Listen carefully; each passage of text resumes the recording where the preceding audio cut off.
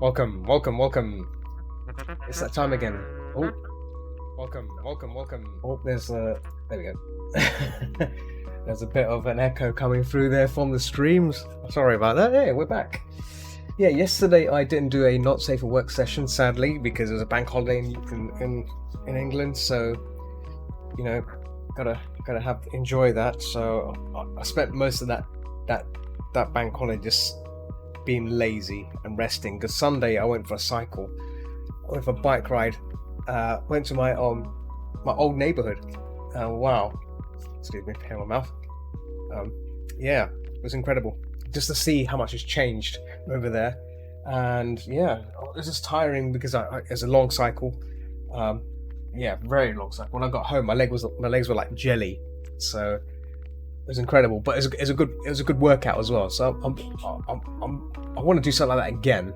I would like to do something like that again before the summer kind of ends, because we're kind of reaching the end of the summer now. You know, it's reaching that end, the edge of it. So yeah, it's coming to the end of it. So I would like to do more cycling before the weather gets awful and muggy. So yeah. So tonight's session, what are we working on today? Let's see. Well, we're working on this badge, this bat person. I think we are okay to render this out. Let me just check. Let's double check the chat.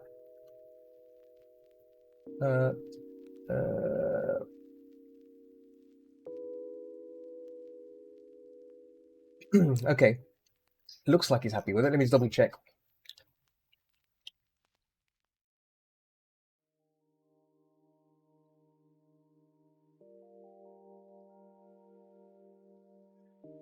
Yeah, I sent a message, but I think I can probably jump ahead and just start rendering this out. I think that any changes, if he may make, could be just cosmetic, minor things, maybe.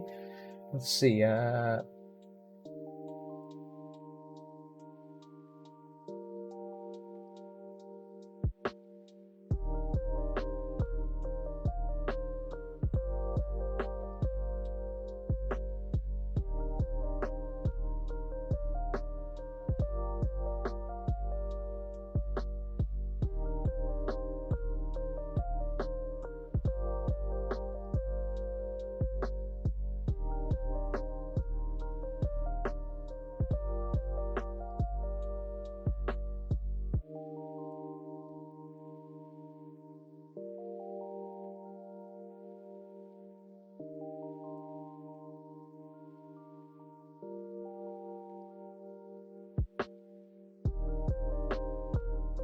Whoop, whoop, whoop. Let's type into a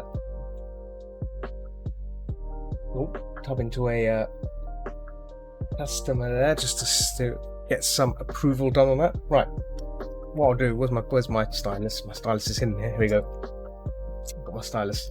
Let's get this prepared and readied for painting. So to do this, we're just going to cheat and use the a current template. We can use probably his dog toy one, I think. Actually, no, it's a retro, so we can probably use the Saki one. For Falcon one, that's the one. Boom, this one. The Falcon we finished. So we can just duplicate that, save as.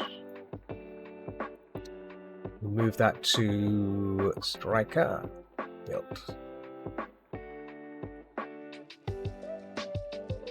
Let's Striker.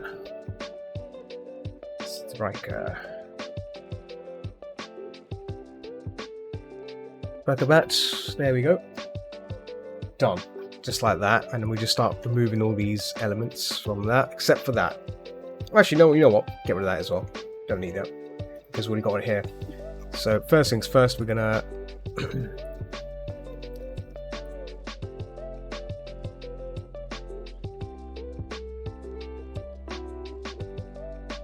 there we go. Side up. There we go.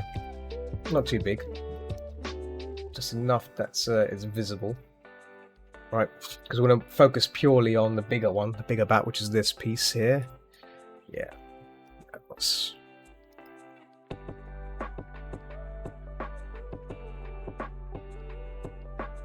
What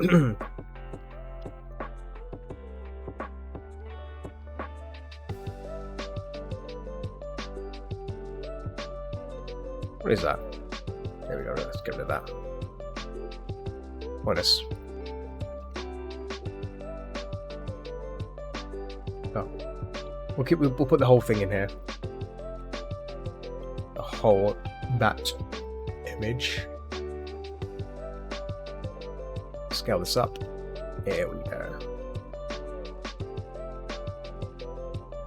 So to the right, to the top, so we can get a good view of all of that. Don't need the lower parts of that part can scale up there. Yeah, there we go. Some of that can potentially work nicely. Nice. Here we go. Very good. Oh, my hair's so dry today. Again, I should probably use like some sort of hair cream to moisturize. I normally wash my hair, but I washed it yesterday, and again, it's like already feels dry and just dry and itchy. I guess that's the problem. I need to get some hair lotion. I need to get some sort of hair cream which will loosen up a bit. But I want to tie my hair back because it's as much as I like having my hair out. It feels warm here, so I've got the fan running. It's blowing air towards the side of my room, towards the right over there. So it's sending air around, and the temperature right now. Let's see the temperature. What is my temperature tonight? 20? No, it's not 21 degrees, is it? No, it's 19 degrees. So it's fairly respectable. I'm just going to push my tower inwards a bit, squashing my headphones as well. Headphone cables. So I'm going to disconnect that. Connect the cable instead. No better if I do that. I'm going to push the tower inwards so it's away from me. No more heat generated. Yeah. There we go. Oh. There we go. That's nice, isn't it? Oh, that's better. Better. Right. Okay. Oh, so I've got another badge I'm working on as well, which is it's going to be another bat. It's going to be a fox bat.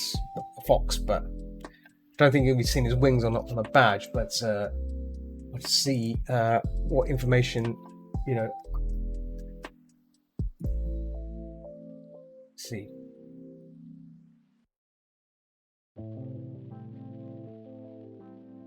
Let's see.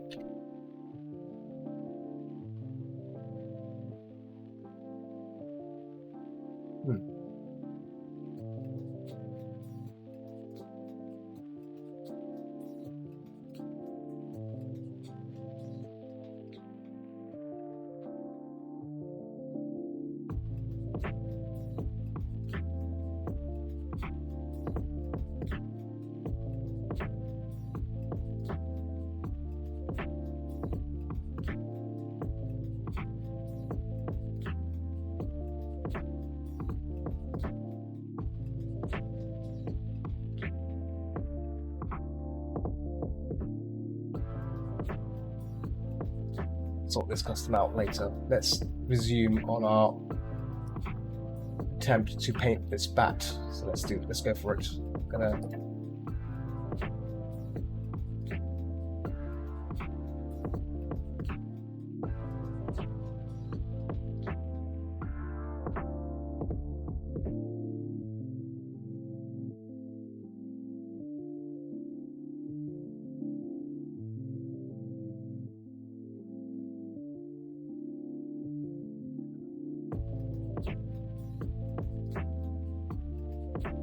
Camtasia,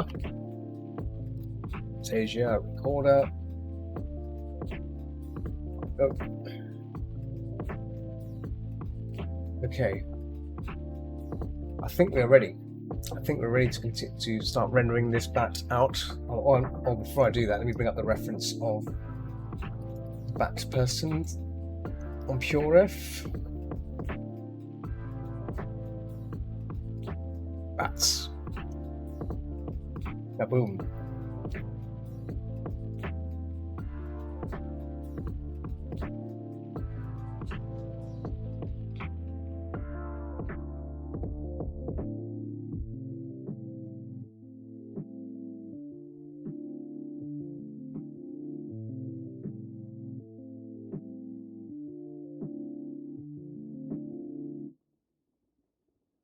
Just still looking at that fox. This next character. I'll have to look at it tomorrow.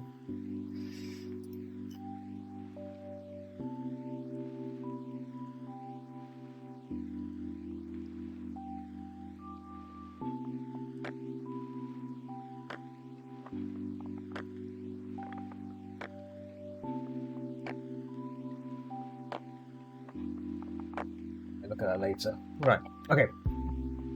Let's focus on this.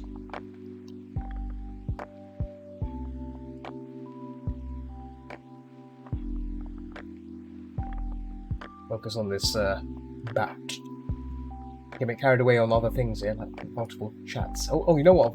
Let's post on FA, all them places. There we go. Paint, yeah. That's good as well. Good. Right. All good. Right. Let's do this. Bring in a chat up here. Okay. Right. We're ready. We're ready. Let's do this. 3, 2, 1. Let's do this. Right. I'm going to switch to order here.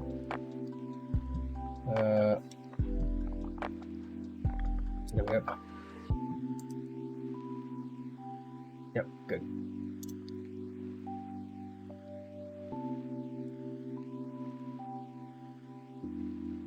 Oh. So first things first, render folder, and make a details folder as well. So close that off. We're gonna start cleaning these layers up a bit. So that's there, that's good. Base. I think there's not much to do on this one. I think this will be a fairly good piece as well. I like the composition, the shape this character makes against the circle. It's a very nice shape. Still feels warm. Blooming still feels warm, even though it's 19 degrees. I'm like. Yeah, I'm gonna hide some of these line bits here as well. I'm just gonna gracefully reduce the opacity just so it's blurred away, but you can still see it, but it's not there kind of visual. Right. Just gonna apply. Is the pressure on? Yeah, pressure is on. Okay, good. Right, just adding some shape here just to make sure that's all blocked in nicely. Right. Let's do this.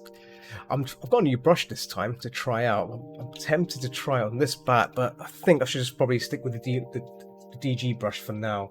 And then for a personal piece, like the Pokemon one, I might use this new brush for future projects. I just want to test it out. I don't really want to test it out on commissions because it can get a bit wimpy. Where is DG main? DG main. I lost it. DG main. There we go. DG main 2. DG main. I think it's DG main 1. I think. Yeah, DG main 1. Yeah, let's bring in the Spud if he wants to come in. Well, actually, I haven't brought in the Spud yet. Let me bring him in. Forgot about that. Yeah, bringing in the Spud is always good. Is he coming up? Oh no, he's it's loading up. It's loading up. Mr. Spud, what? Hey, oh, there you go. He's in. Right, let's smash him in. Wait. Whoop. Where's he going? Yeah. Yes. Painting to be done. Let's get on with it. Oh well, let me switch to a better overlay. There we go. That's better. Yes. Time to get some work done. Let's do it. Get some rendering done. So bring the Spud for a while, and then I'll switch back to my normal shelf. Yes. So face. So let's work on the face.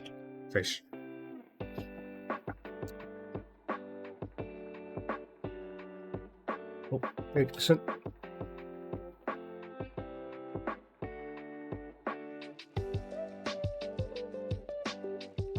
See, Rogue Blazer snuck in. That Rogue Blazer, he's always sneaking in when he wants to.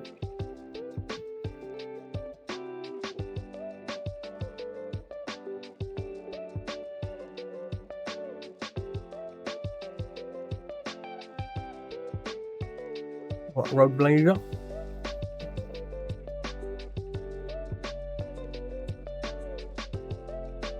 Vestina.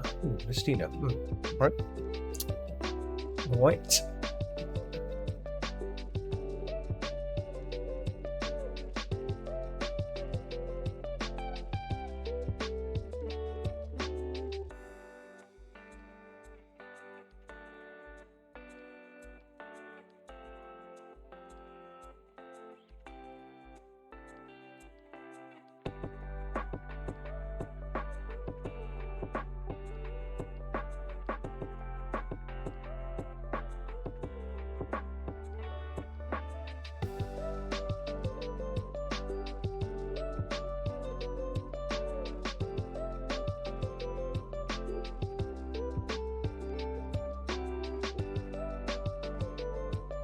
Nice. Is it good? Yes, sneaking is good. Yeah. Well, after the judge of that, there you go. After the judge of that. Yes.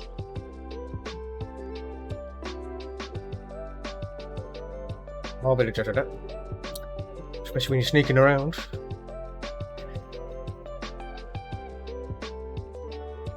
You had a good weekend? A good weekend, I hope. I'll have a good weekend. Doing things.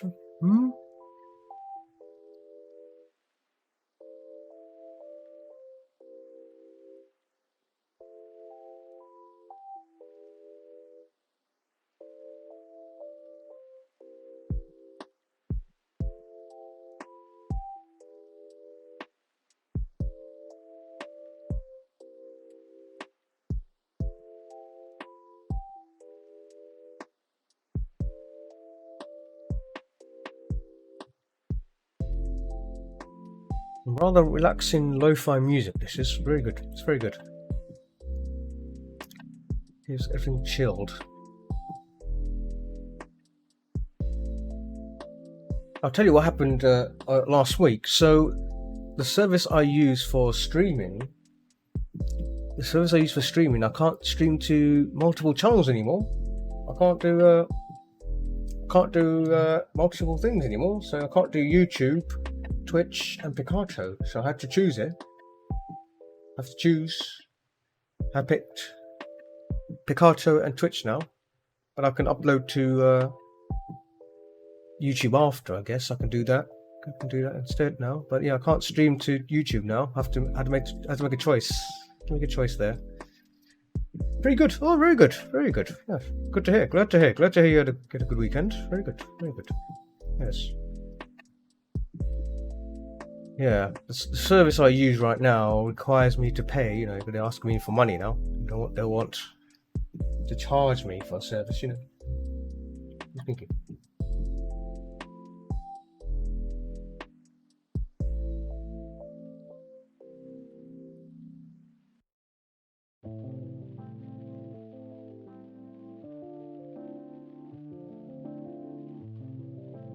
Oh no, nothing's happened. Well, the company I use the service with, they've changed their rules now. They want money.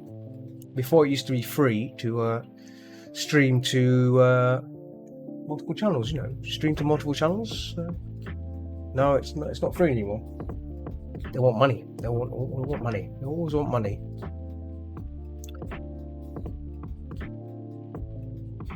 I think it's about $80 a year. $80 a year to use the service, basically. Instead of it was free before, now it's $80. Very cheeky. But I guess they need their money.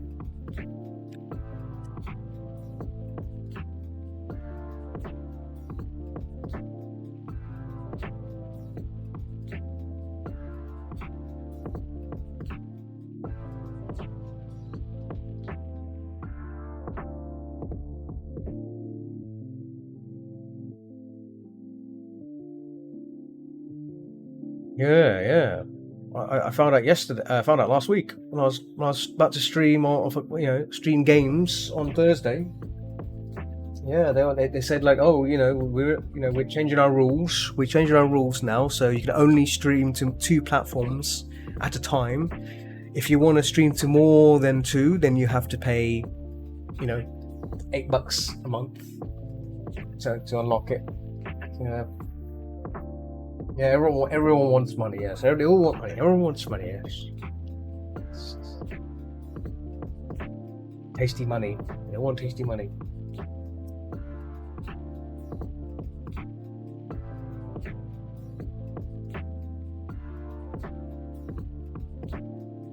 It's understandable, So I've decided now that I'll only stream to YouTube and I'll only stream to Picarto and Twitch for arting, but then when I do gaming, then I'll do Twitch and YouTube. So it's bounce between the two, which is fine, makes sense.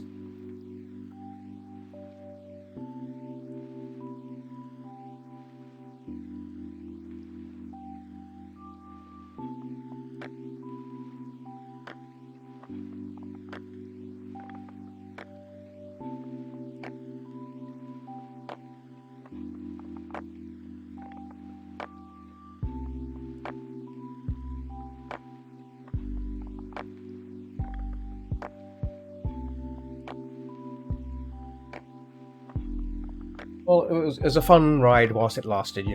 I had people from on YouTube that will visit my stream. They'll talk to me on via YouTube as well. So it was nice. When you had people on Twitch. Twitch people always picking up now and then. So. But obviously, I would not leave Picarto. Picarto's been Picarto as well.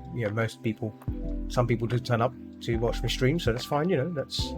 It's fine, I can't. It would be unfair. It wouldn't make sense if I wasn't streaming art on Picarto now, would I? That would be bad. That would be bad. That would be no good.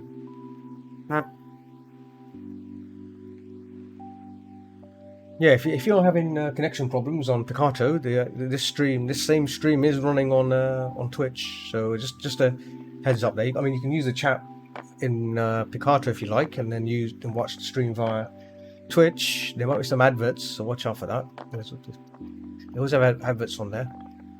Can't control that, sadly. That's one of Twitch's things. They want their adverts, sneaky adverts. You have London. Oh yes, it's all to do with potatoes. Potato skills. Potato skills. Yes. Potato skills. Potato skills. Good.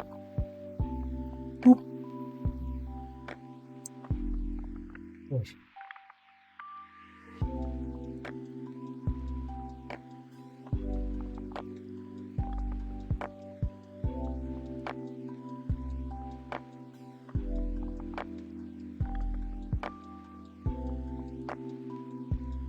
Oh yeah, I forgot about the stickers. Because I got Picarto Premium, I can use stickers. The emoticons. Emoticons. That's it. Unlimited supply of emoticons. I can upload as many potatoes as I want. I can get away with it. Yeah, Twitch, on the other hand, I could apply for be an affiliate, but then that means I can't stream. I can't do the multi-stream stuff. They have to respect their wishes. With you have to be exclusive to Twitch if you want to become an affiliate. You have to exclusively stream on their servers or on their service for the first 24 hours, and after 24 hours then you can upload it elsewhere. In this case, if I was to do that, then I wouldn't be able to stream on Picarto. Only not safe for work stuff, then that means.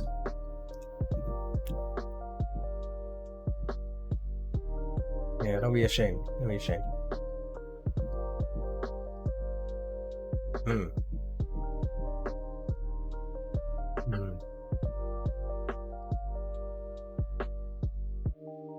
yeah, so I'll tell you what happened on Sunday. So I went cycling. I went cycling to my old neighborhood. It was very nice, nice weather and everything. It was all lovely and everything. So yeah, I went to see my old neighborhood where I grew up in. And last time I was there was almost 20 years ago. 20 years ago, can you believe that? 20 years ago, that's when I was there. And I took my bike, rode around it in circles, going round and round. Not too much because you get dizzy. You might get dizzy. Can't be going dizzy in your own neighborhood. And yeah, I knocked on a door of an old friend from primary school. From I'm not sure what it equals to in US schools. If when you're aged between, let's say, 6 and 12, that kind of school. So I guess that would be middle school. Is that middle school? Is middle school the right word? Middle school? Because high school is like 12 to 16, right? 12 to 16. So middle school would be, I guess, below that.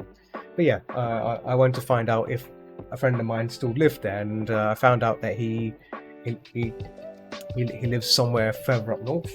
So been in touch with, trying to get in touch with him.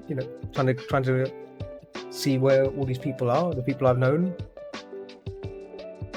So I kind of knocked on his door. His mum was there.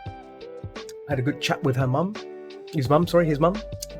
Yeah, that was good. That was nice conversation. It's good to see that, she still lives there, and yeah, it's nice. Oh, so okay, Vestina, take it easy. Thank you. No, they left. Yeah, that was nice.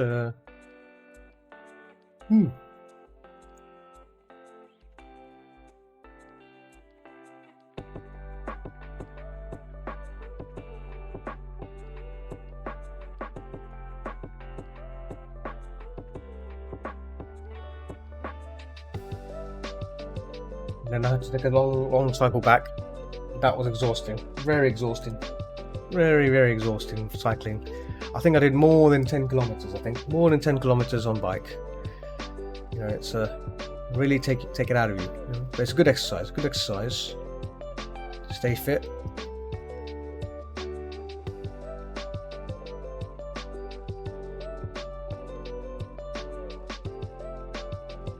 Very good.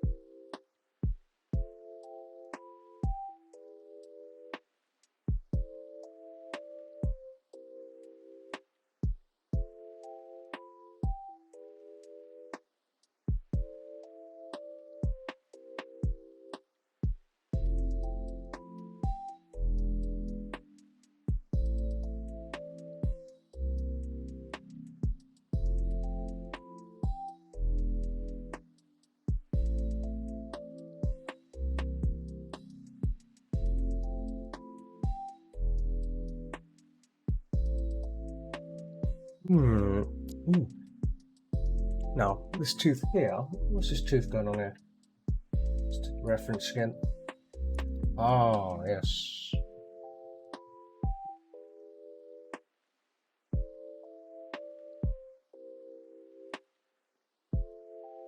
There you go.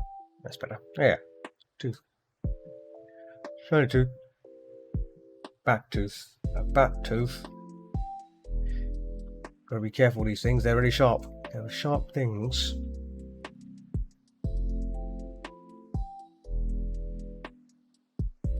Give you a nip, nasty nip.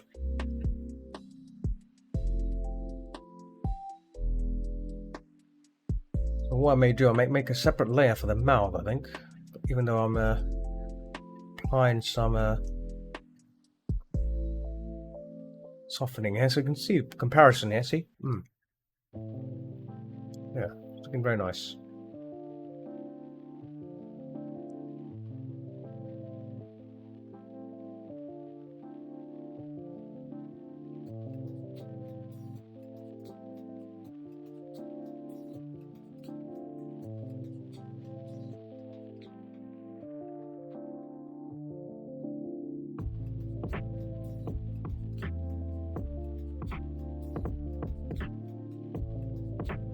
Oh, a nose.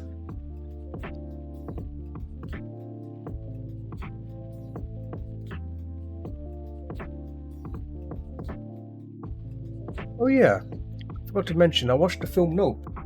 Nope. Good film. Good film. Highly recommend it. If you like sci-fi stuff, it's an interesting film.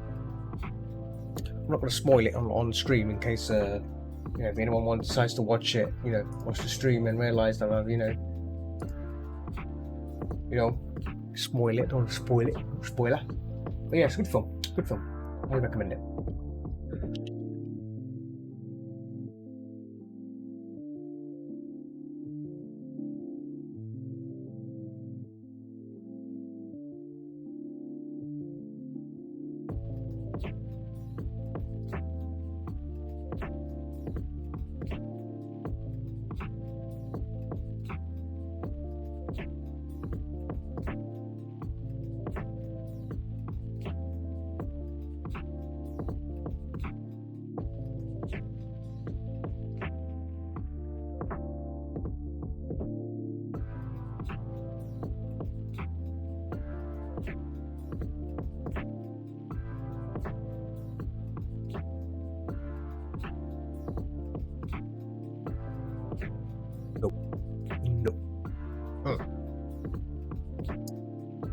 Flying saucers, that's what it's about. Flying saucers.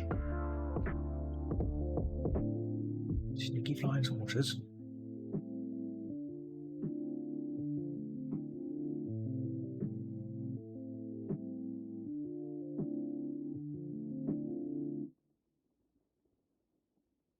Really, what is a good sci-fi film?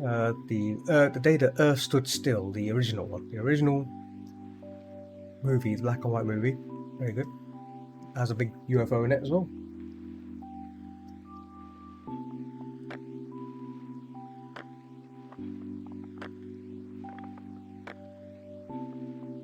There seems to be a spider on my wall. A tiny spider wandering around. He's a bit lost. What that spider's trying to do? What's that spider trying to do?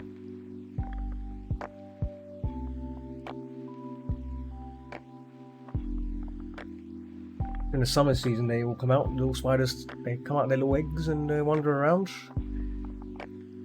Some people are scared of them. I don't mind them because they take care of the annoying insects. The ones that bite you. They take care of them. Gobble them up. There's a positive for these things. Yeah, positive.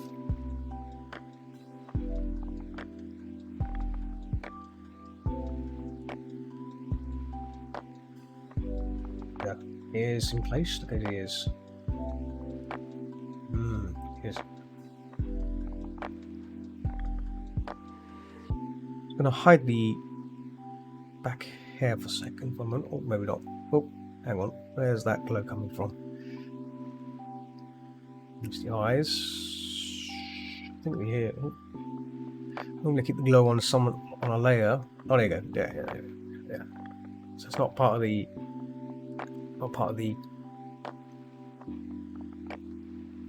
ear there, so that's good.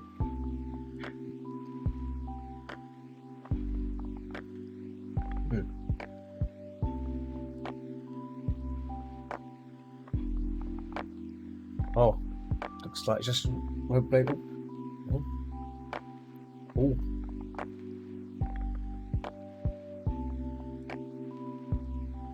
Ooh.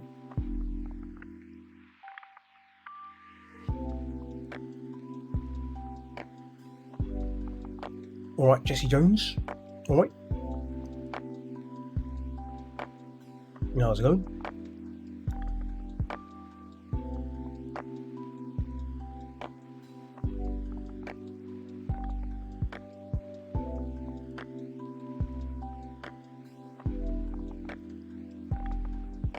What up?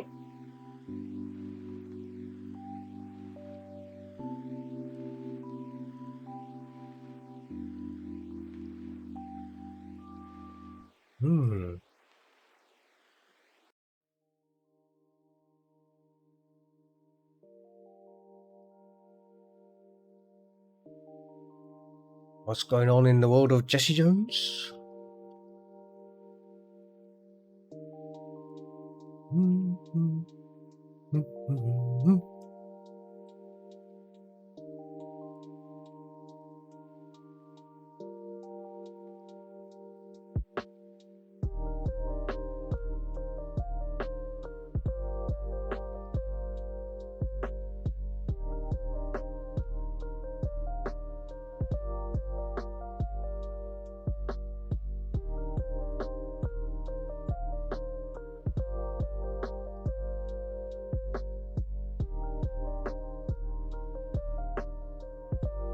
Bit below there.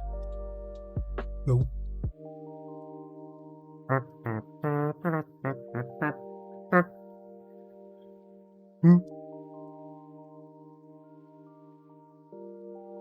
Ear glow. So nice to do. So nice to do the ear glows. Makes the picture look so much more believable when you do these little burns. Yeah. Oh, not that much. Easy, not that much, but little tints like that just gives it a bit of warmth, a bit of warmth, and then if it had a bit of red to it, just around the edges, just to, just take a little bit of,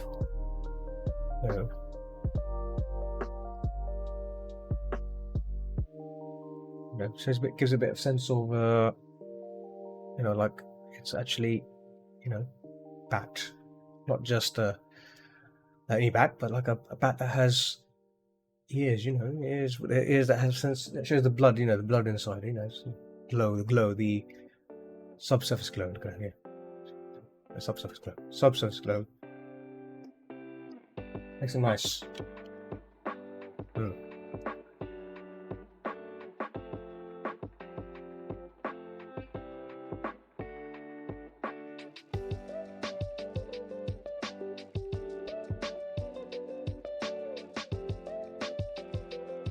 Yeah, so what's Jesse Jones? Well, I assume Jesse Jones cannot hear me, but maybe they're watching quietly. They're watching.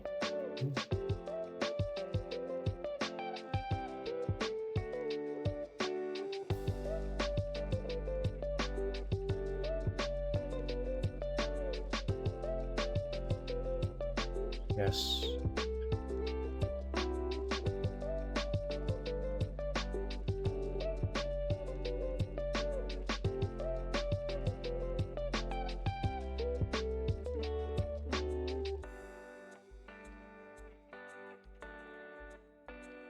Yeah. I've also been watching some 80s horror trailers. I do like watching 80s horror trailers.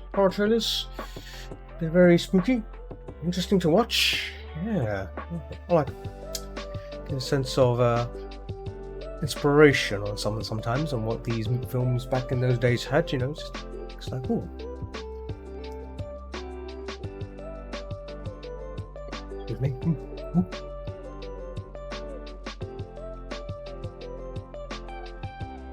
Roll this out a bit, just a little bit like that, so it looks a bit curved outwards, maybe perhaps. Curved out, yes, curved out. It's warm ears. Makes the back look nicer, see? Warm ears.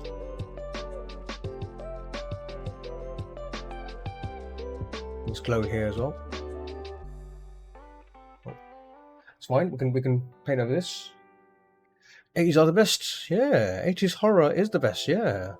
If you would like the link to the video, the YouTube video, which it's about 3 hours worth of 80s horror trailers. Very nice. Very nice. They are spooky. They are silly, but they're all good. Makes you want to watch those as well. You may find some of them on YouTube. Like for example, there's a film called The Stuff. It's a very spooky film. It's good. It's comedic as well. It has a comedy element as well, but it's about, you know, some stuff that people can't stop eating. It looks like marshmallow, melted marshmallow, and they can't stop eating it. But it has a sinister. There's a sinister thing about this stuff. You know, that's why it's called the stuff. People can't stop eating it, but then they yeah. Tone Tiger, yes, yeah. The Thing trailer was awesome. Yes, the Thing trailer is always good. Very spooky as well. They don't make trailers like that anymore. They don't make trailers like that. It's all just predictable horror nowadays. It's all, you know, nothing's really spooky anymore. The trailer may look spooky, but when you watch it, it's like it's not spooky. It's just another kind of movie. The Stuff. Yep, The Stuff. It's a crazy movie. It's enjoyable. I watched it. I watched it on over not this weekend, but last weekend. I watched it. It was good. It was alright. Yeah, it's decent. It's got good special effects. The special effects is good on it. It's practical, so there's no CGI. You know, none of that CG stuff that we hate seeing these days. I assume we all hate seeing CG stuff. So it doesn't have that. It's got some good old fashioned, you know, practical. That's how it should be, right?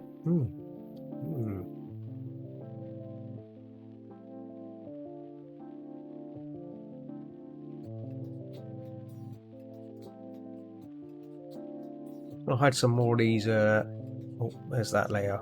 Is there? Oh, that's right. Oh, hang on. Actually, this layer can go. I think this. Yeah, that can go. And let's see. Where's this? There's this line work here. It's line work for hair, I think. No, that's not it. Ah, there we go. That's the one. Look at that. See that hair thing. So if that's based on that. Okay, let's plot this in here. There we go. We'll probably refine that down once we've taken that away. Maybe let's just push this back. There we go. The Dark Crystal and the first Star Wars movies were good. Oh yeah. The Dark Crystal and Star Wars movies were good. Yes, proper sort of CG. Yes. See, when it's practical, it's there. You're looking at it and it's there, physically there. It's not. It makes it look believable, even though we know it now it's fake, but still, it's still good. It's still good. Also, theme music was just spooky. John Carpenter was a master. Halloween was yes. John Carpenter knows how to make really spooky music. I mean, I'd recommend the soundtrack from Halloween 3, The Season of the Witch. The credit music for that is really good. The credit music and the intro music is really good as well. The intro music to that very sinister, very dark, very, very nice. And also The Prince of Darkness. That's his other film.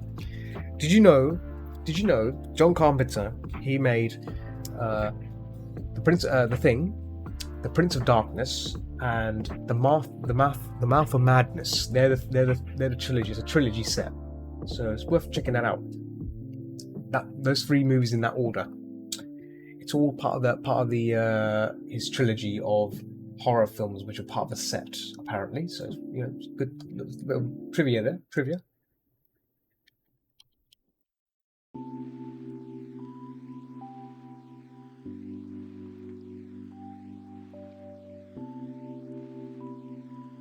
Apocalypse trilogy, that's the word. Sorry, I was looking for what trilogy was it? It's called the Apocalypse trilogy.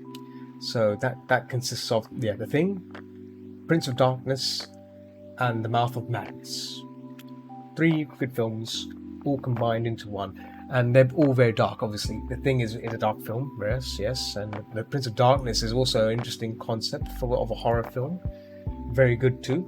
Got good practical effects in that film, of course, and then obviously The Mouth of Madness, which is very Lovecraftian. Very nice, yes. Christine. Oh yes, the spooky car. The jealous car that would do anything for its owner. She's a crazy car. Yes. I don't think I'd want a crazy car like that. I don't think us spud people can drive. We're good at rolling around. We can roll around on the floor. roll down a hill. I can roll down a hill really fast. You know, I don't need a car. The only problem is turning. You know, it's tricky to turn. If I'm going really fast, from rolling really fast, there's no way to turn. I can only go in one direction until I come to a slow stop or bump into something. Yes, there's always these problems. Problems. Yeah, what to do?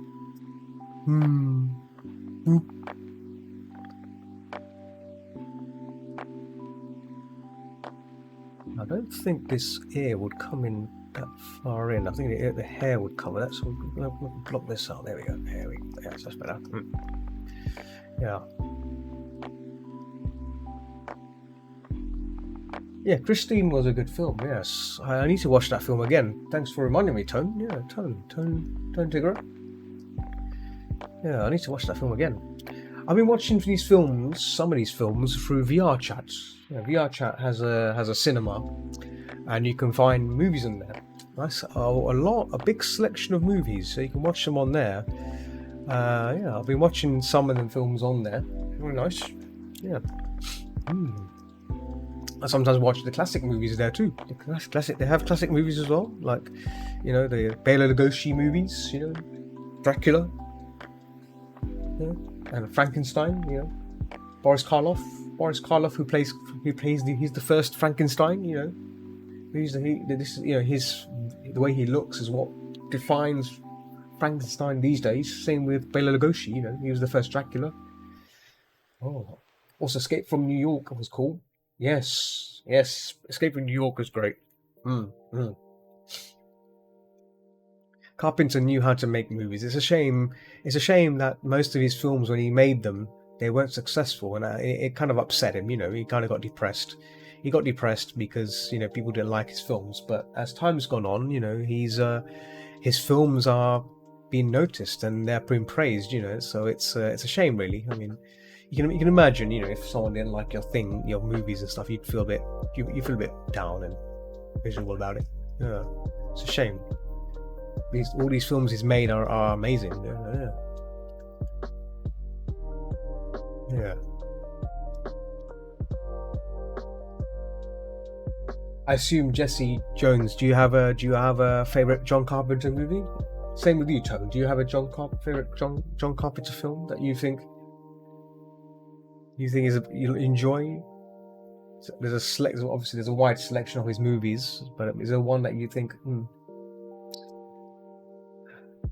Yeah, VR watching is fine. Yeah, but in VR chat, you don't need a desktop. You don't need a VR headset to use VR chat. You can use desktop. So I sometimes go in for desktop, position my screens. I'm looking at the movie screen, and then sit back and watch the movie. So you can still enjoy a movie on there. You don't have to. But obviously, yes, having VR headset, the experience is interesting. You know, it's nice. But obviously, you have to put up with wearing a headset in your face. You know, if you want to do that. But yeah, I sometimes go into VR chat without VR and enjoy a movie without it. You know, yeah.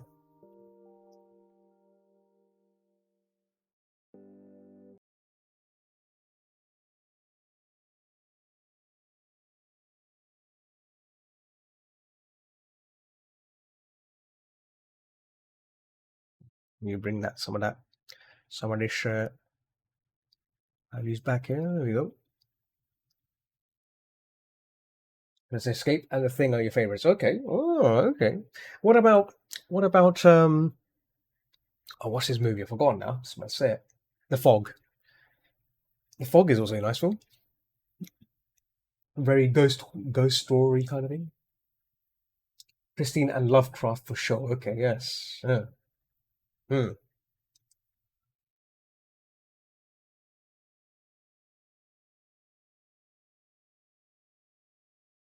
I do recall they made a remake of The Fog, and that was a terrible film. There's a film that you should never watch. They did a remake of it. I don't know why Hollywood sometimes like to remake things to get, you know, squeeze a bit of money out of things. But yeah, I do recall seeing the remake, and it wasn't good. The Fog, or yes, the ending to The Fog is very spooky, very spooky. Yes, it's a spooky film. All in all, it's highly recommended to Jesse. So It might. I don't know. I don't think it might be. I don't think it's on YouTube, but it might be on VR chat. Yeah, yes. Oh, music stopped there. Oh, there you go. Yeah, The Fog. It's very. How can I say it? It's a very chilling film. Very chilling film. Because it makes you question what's, if you see the fog outside the window yourself, you'll be thinking, oh, is that what's there? What's in the fog? What is in the fog? There, close those windows, bolt those doors, make sure the fog doesn't get in. It's gonna get you. The fog is gonna get you.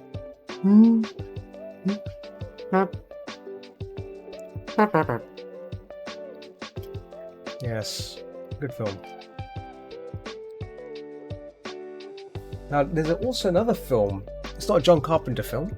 It's a TV drama that was out in 1991, I believe. It's called The Haunting. The Haunting. It's on YouTube. It's based on a true story of a family that got haunted by a poltergeist. Poltergeist is sort of, actually not a poltergeist. It was actually a demon. So the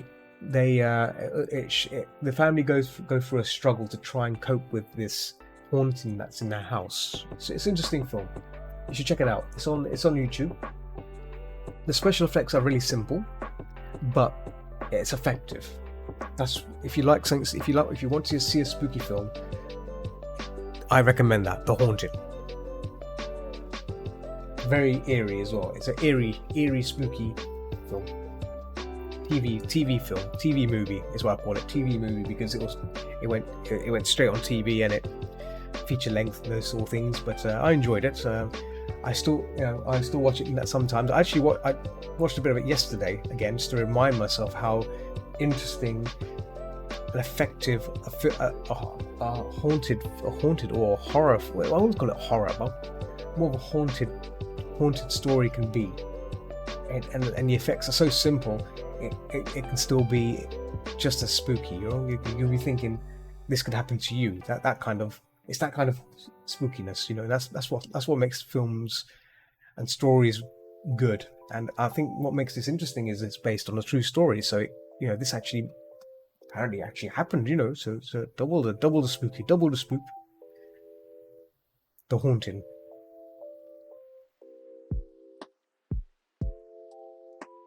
Oh, I've been put on restriction. Oh dear. Oh. Ooh. Yeah, in that case, yeah, best not to watch anything spooky then. If you're on restrictions, I don't shall be recommending you any films. Don't go watching the stuff, because the stuff might scare you. Eating things, what they shouldn't be eating. Oh.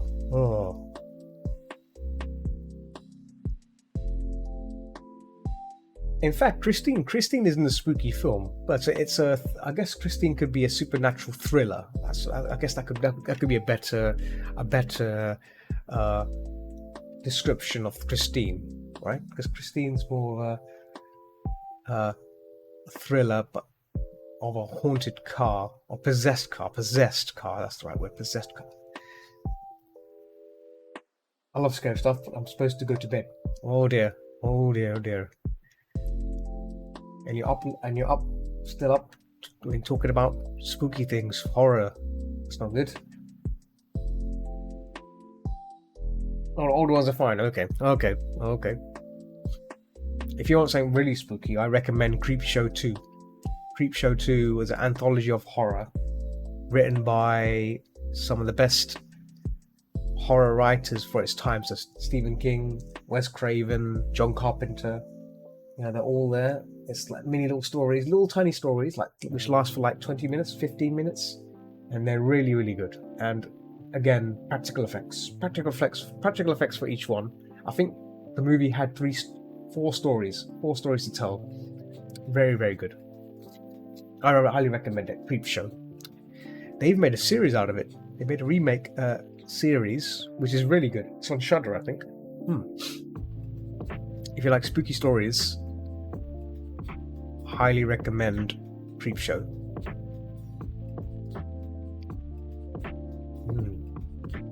But the movie version of it, which was the 80s one, is really good. That's where it's best to start from, because if you've not watched Creep Show, the original Creep Show, you won't know what it's about. But yeah, it's highly recommend it.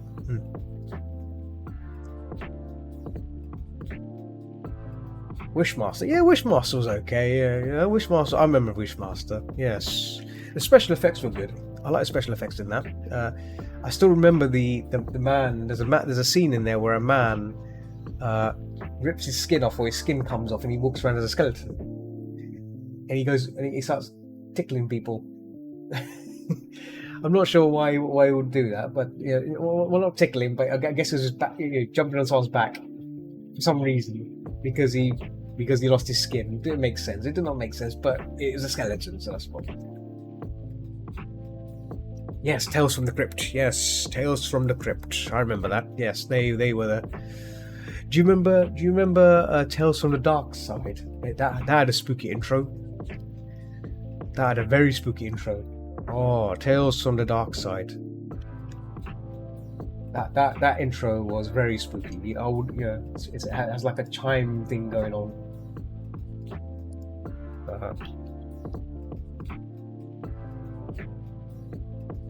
Let me see if I can find it. Oh, let me see if I can find the intro.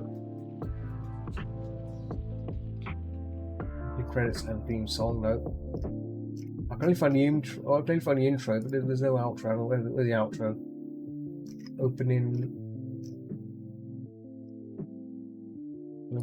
and outro. The credits. Oh yeah, found it. Tales from the Dark Side. Yes.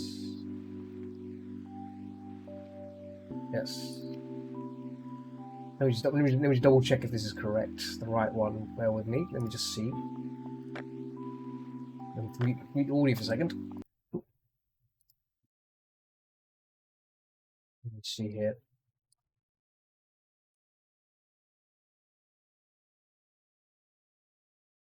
Oh, found it. Yep, found it. Yeah, so I'll post this in Twitch chat, and I'll post it in the Picato chat as well. There you go. That's the intro to Tales of the Dark Side. Very spooky intro, and very spooky outro. Yeah, both two things, two no-nos. There you go. Be warned, it's very spooky. Very spooky. Very dreaded sound. Back to the music. Very spooky.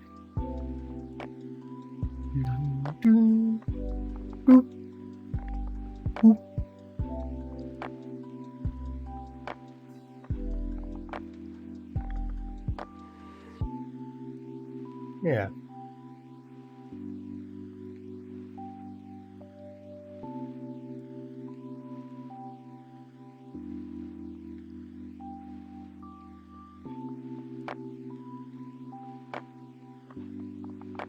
Very spooky.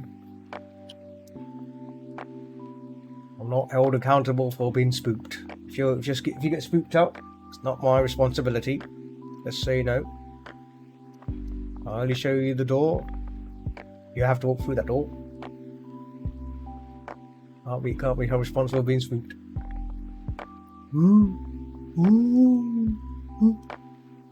In fact, I might send that link to someone. They might like that. Spooky. Someone spook them up.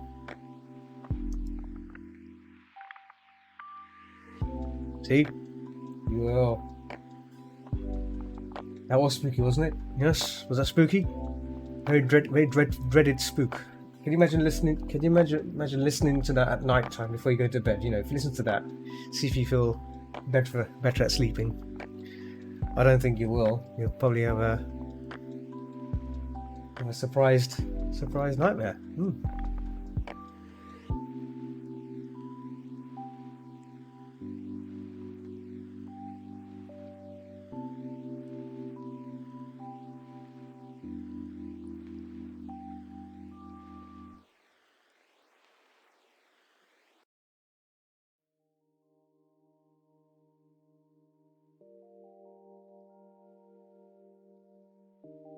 Oh no, that's good.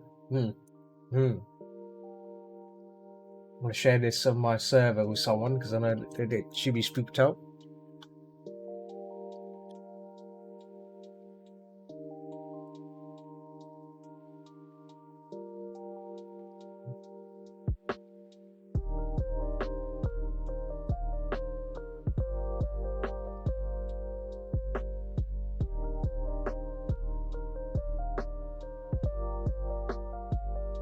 Oh, good evening, good morning. Oh yes, you going now? Okay, Mysterious Blue. See you later. Easy come, easy go. Easy come, easy go.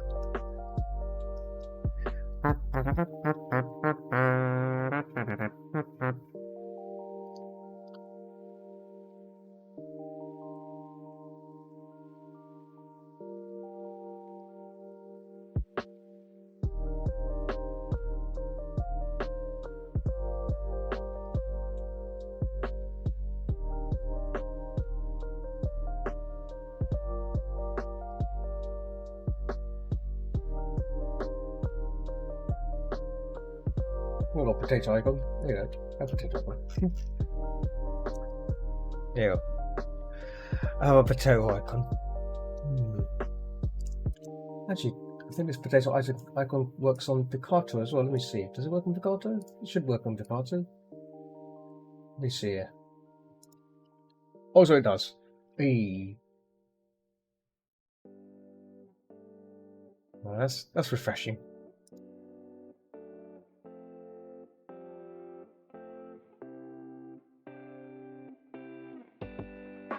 But the potato icon works very nice. Very nice. I like that.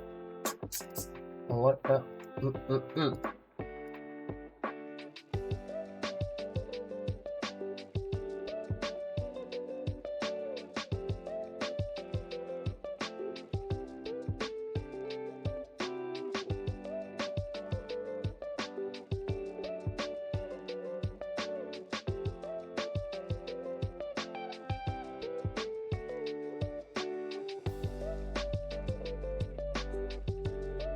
Yeah. What was I? Oh yeah, horror movies. Yes. What about the Outer Limits? The Outer Limits is also very good. Outer Limits. Yeah, that's a very spooky TV series that used to be on in the UK. Outer Limits. It had some very spooky stories to tell as well. Yeah, it's kind of like what was it? The Twilight Zone. That's it, Twilight Zone. Yes, that show was interesting too. It had some spooky moments in there too, you know. Outer Limits.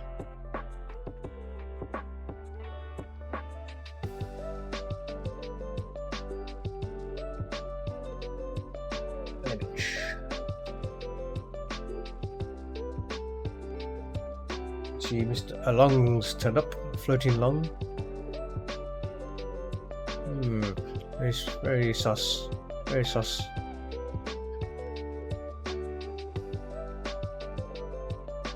Not just any lung, a Spanish lung. I'm not sure about that.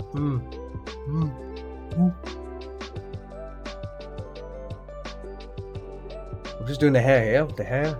Bat hair. This bat's got a lot of hair.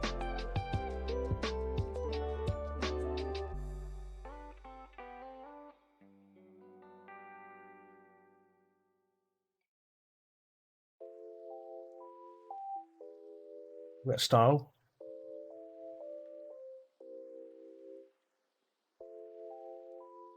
Stylish hair.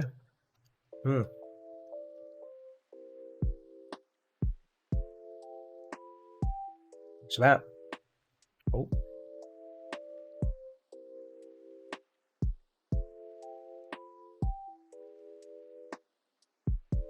Oh. Sometimes Photoshop decides to deny me a nice fair stroke of the brush, so it just really presses really hard and decides to just lose all pressure sensitivity.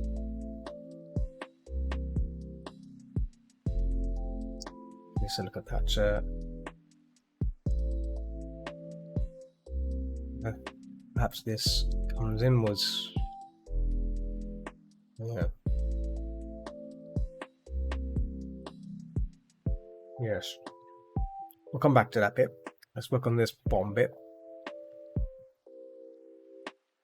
And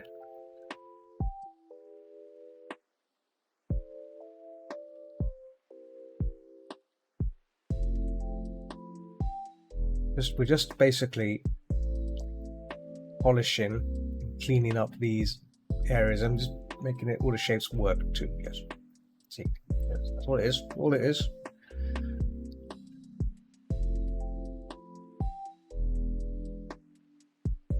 Keeping the shapes though, I do like these shapes I've made, so I don't want to lose them. But make it like that. See.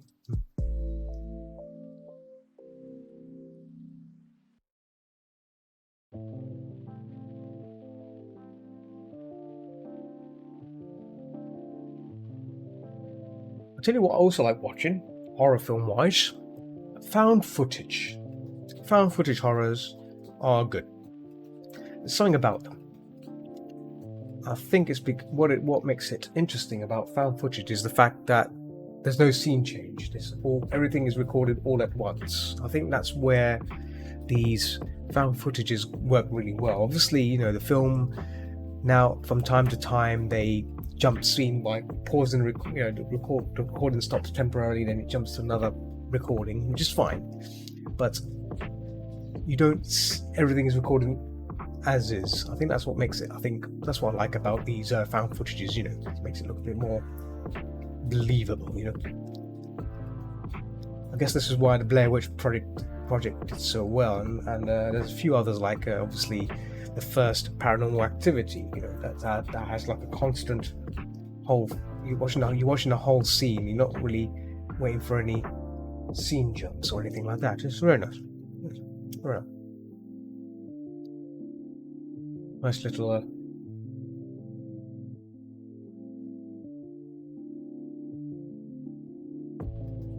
movie type there. I mean, the same goes for other found footage as well. Well, not found footage, but more or less like mockumentary. That's the right word to use. Like another film. If you've not watched it already, I recommend This Is Spinal Tap. This Is Spinal Tap is a fantastic mockumentary comedy about a rock band, and it's fantastic. It's fantastic. It's a lot of fun. It's funny. It's great. It's great. Highly recommend. This is Spinal Tap. Yes.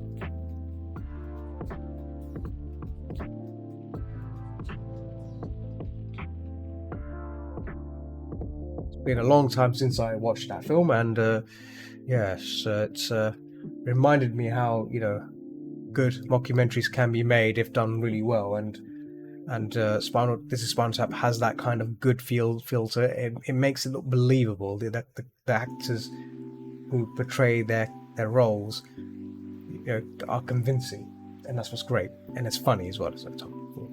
Funny. It's really one comedy. A little comedy in it. It's great. Marvelous.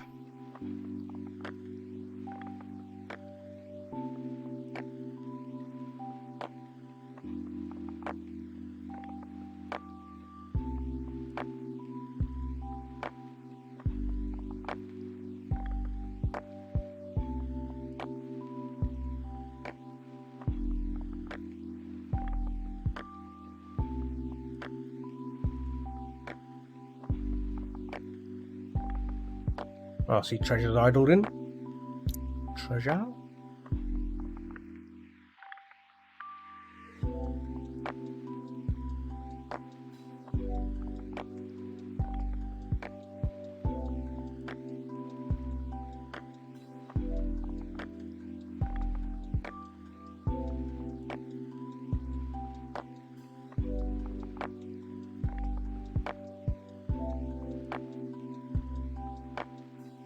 I'll leave a message for treasure there, but since they've enrolled in.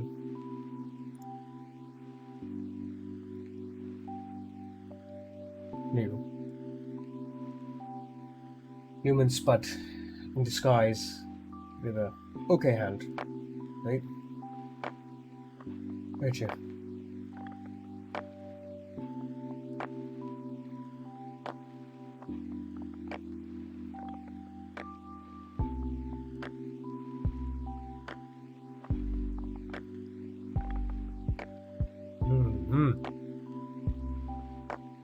How long have I been streaming for? I haven't actually checked. Should probably check that in a minute.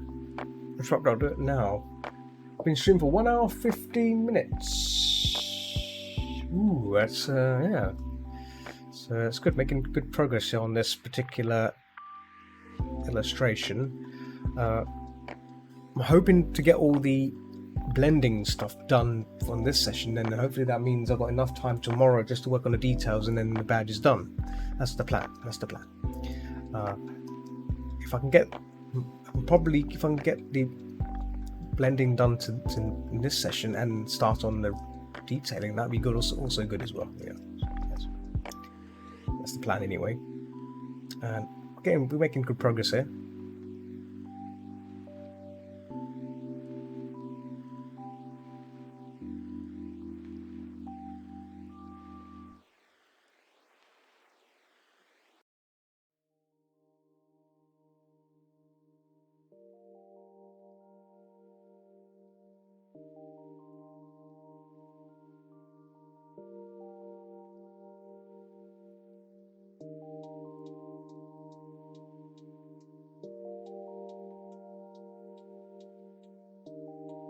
There's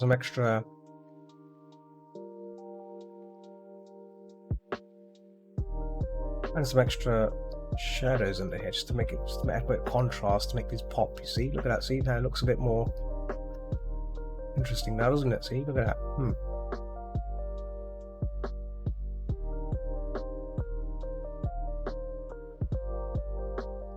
So,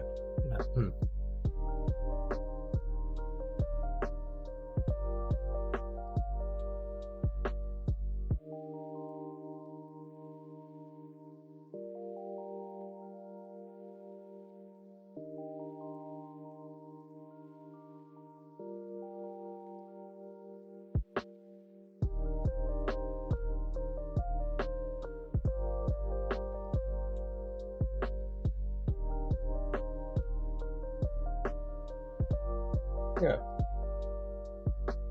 you're rather pleasant batch.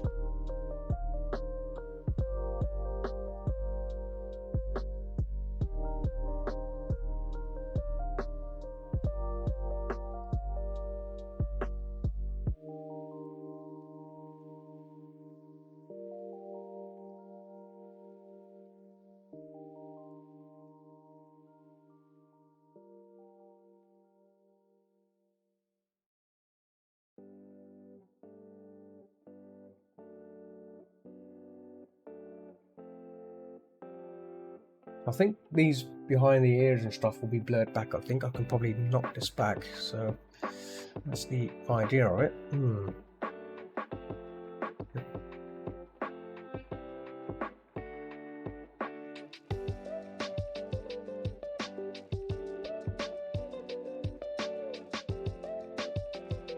Bit of saturation on this just to push it back. There we go.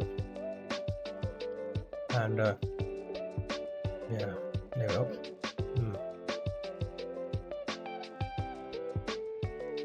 Yeah.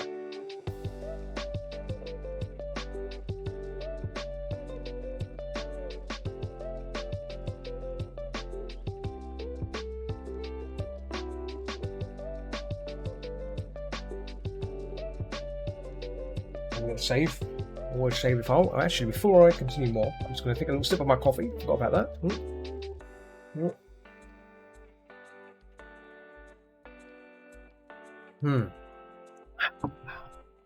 Here's your coffee. And a sip of water.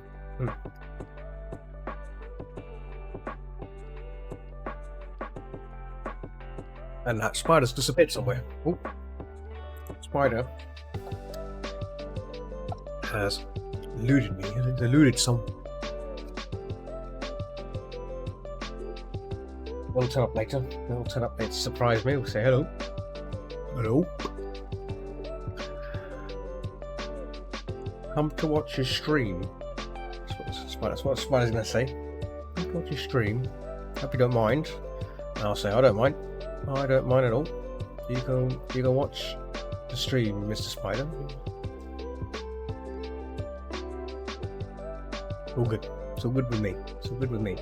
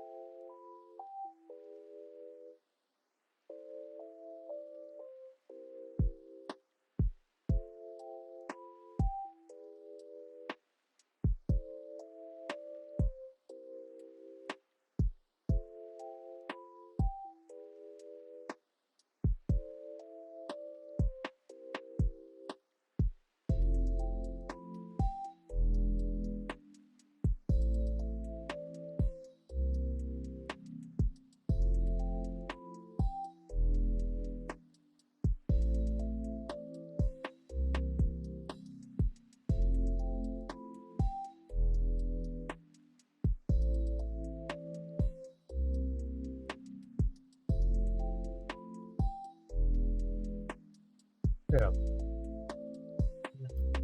Wondering what else to discuss on stream, which is always good. Let's see. So we talked about horror films. Yes, horror films. So films on VR chat that can be viewed on, which is great. Yes, horror films are great. Yes, and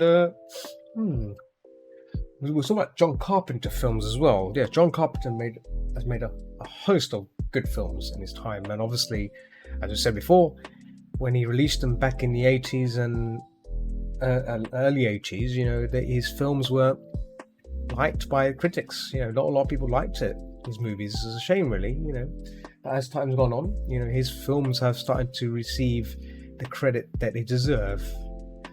But obviously, during that time, this is the reason why Carpenter has not made a lot of films. You know, he's kind of went into a bit of a depression because, you know, no one likes your movies. You know, I think he took it personally. You know, and yeah, it's a shame, really. But yeah, he made some good films. The films we watch today are classics. They're classic horrors. That's what it's about. Shoulder. Let's get that shoulder part in. Let's get these areas of interest just to quickly rage.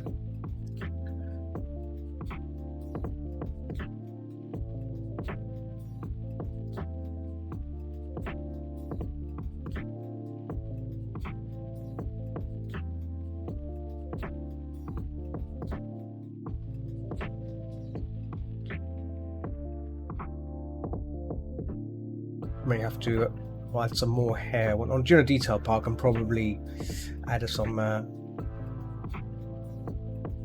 bit of interest on that. So a little bit of just fluff going down the neck and everything. Yeah. So right now, I'm just gonna focus on just getting these shapes in. Just to so. In fact, don't need to do that part yet first, just to get that shape in. Yes.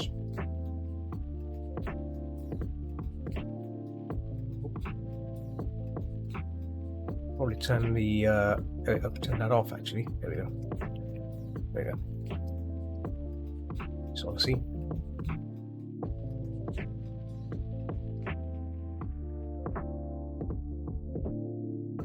My phone is buzzing. What's my phone buzzing about? I think is it something to do with Pokemon? Oh. Yep. Oh, I was right. Yep. No, it was Pokemon. My Pokemon Go. Your Pokemon battle heart has returned to you. Oh dear. Oh dear. Oh dear. Oh dear. That Pokemon has come back.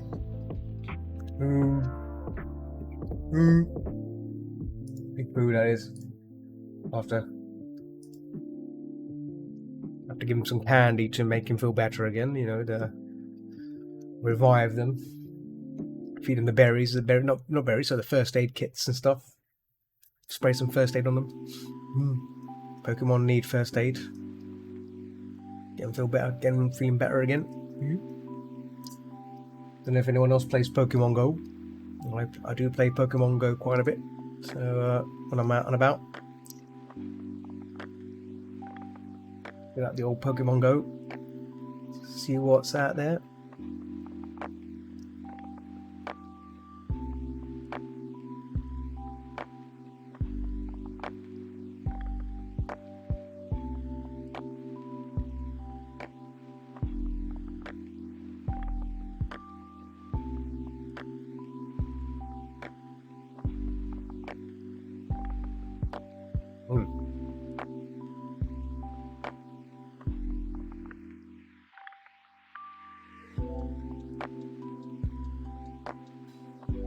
I think this is below the mountain. Let me see. Oh, it is below the mountain. Yes, it's just up to here. This part here, I can probably just a little. Yeah, maybe. Yeah.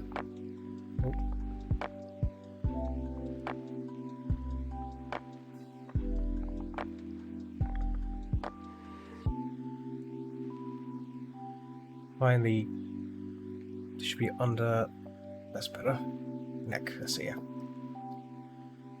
So on this part, I might just start to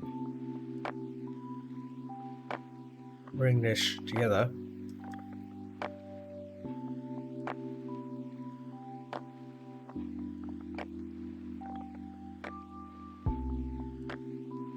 so.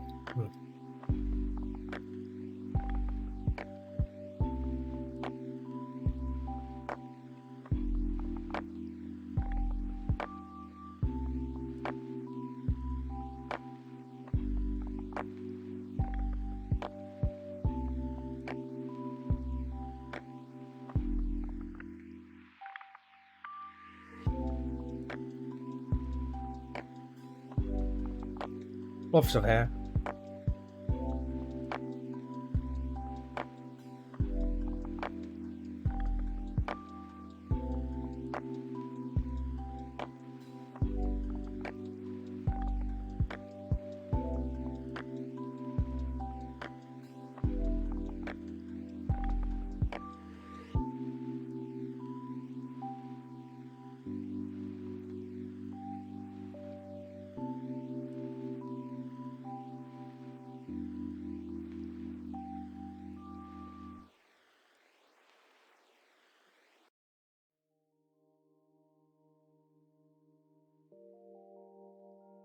Oh, has the audio stopped again? I think it has. Oh, where's that audio? Oh no, it hasn't. No, it hasn't. It's just quiet music. Let's put the volume up on that. There we go. Oh, it's a bit louder this time. There we go. Put it down a bit. Just down a bit. There we go. Just down a bit. There we go. Not too loud. Not too loud. Don't want it too loud at all. There we go. Setting the volume on this. There you go. That should be better. That's better. Nope. Hang on. There you go. Boop, boop, boop, boop, boop, boop, boop, boop. Yep, good, very good. Set my volume there. Sometimes my volume can get yeah. Boop. That's better. So yes. Back to painting.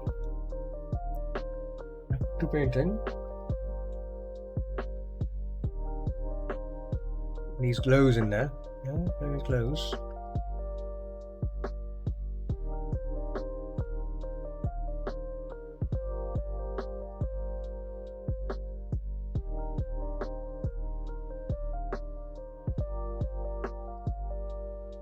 Oh. Shoulder. There we go. That's better.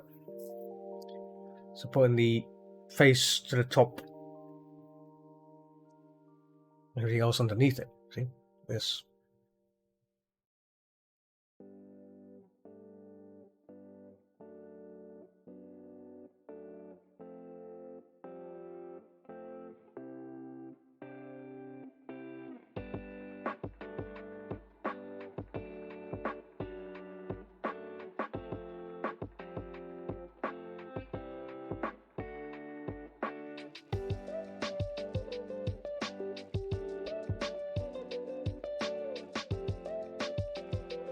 Yeah.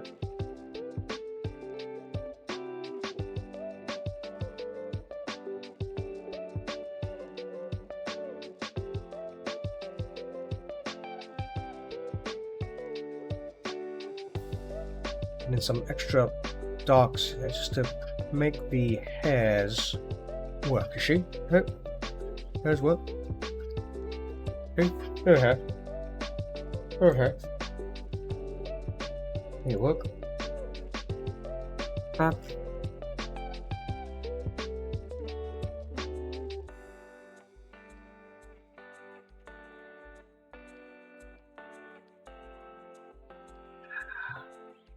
Coffee again. Been sipping that coffee.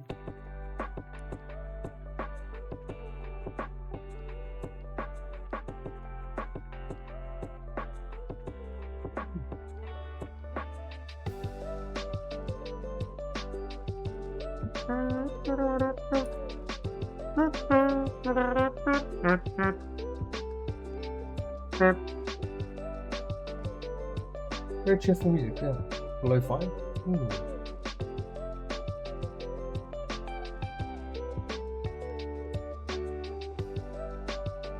Got your coffee? Oh, welcome back. Oh.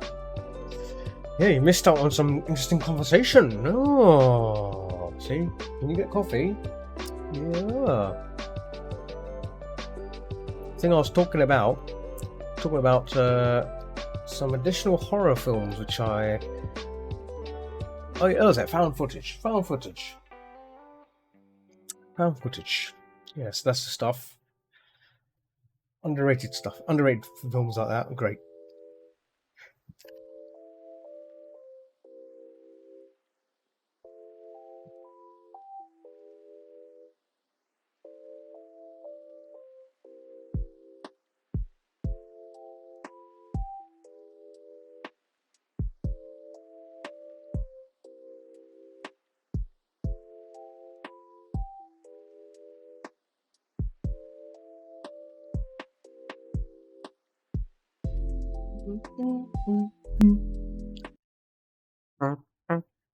Oh.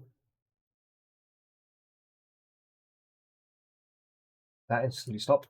Oh, that's fine. Yeah, now it asking you. There we go. I might actually download these tracks and put it on a player instead of YouTube. I think YouTube obviously constantly asking me, "Are you still there? Are you listening to this? Are you listening to this music?"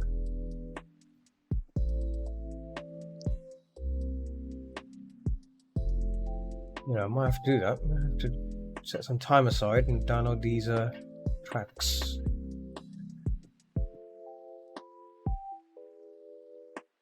These tracks are free as well. Free to listen to. Free to use on videos. I might use them on my videos as well. Some of my vlogging videos. I've got vlogging videos now too. Yeah. Plan to do my own vlog.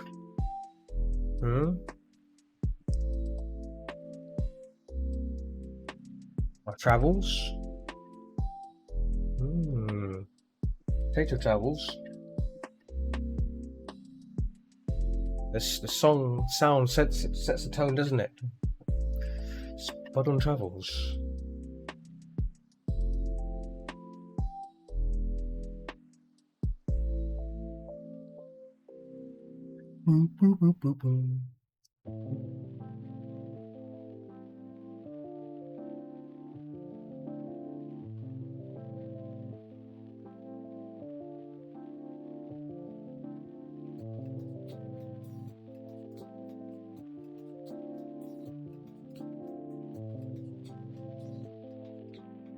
Yes, Witcher, yes. Very cheap.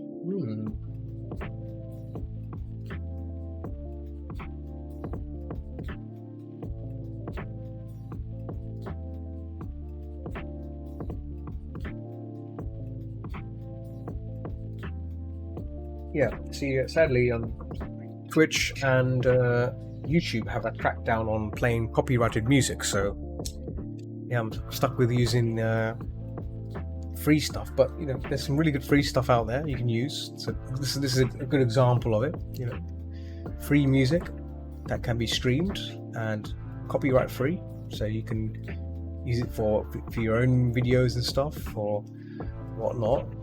Yeah, it's really good, really very nice, and it's really good. The music sounds really good too. Yeah, it's not too bad, and because like sometimes when you find free music, it might not sound as good as you hope you want it to. Yeah, so yeah, this is like a good find.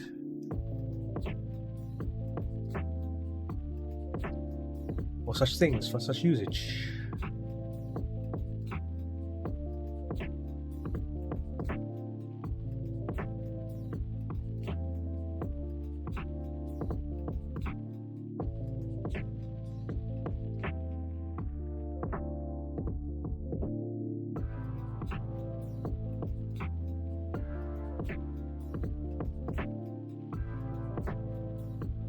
Check the reference. I think the neck curl might be wrong. Let me just double check. Or maybe actually could be fine, but I think this needs to flare out some more. Maybe. So maybe I just I might just flare this out.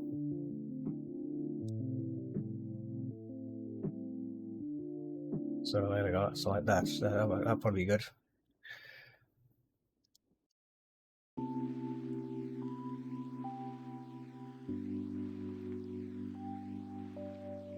Yeah.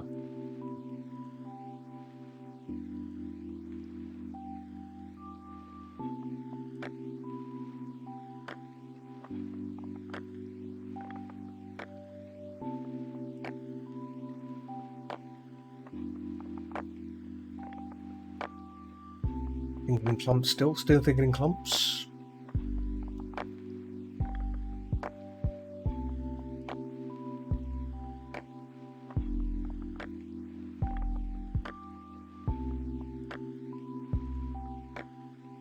Clumps like that.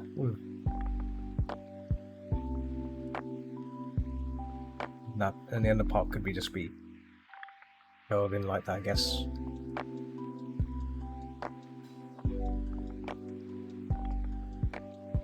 Now.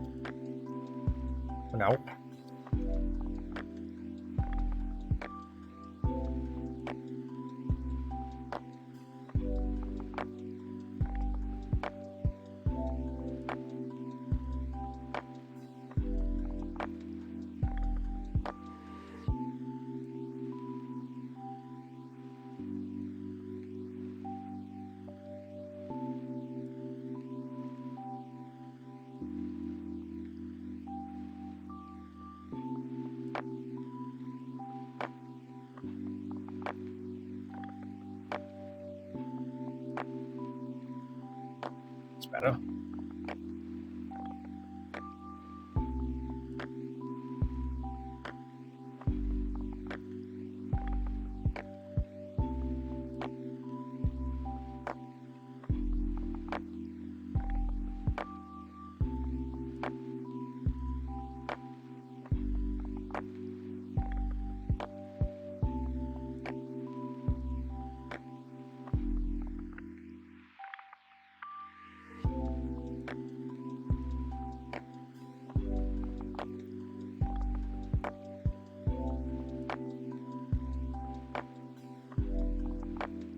And in layers this to make it like a clumps of fur that comes down. See, clumps of fur.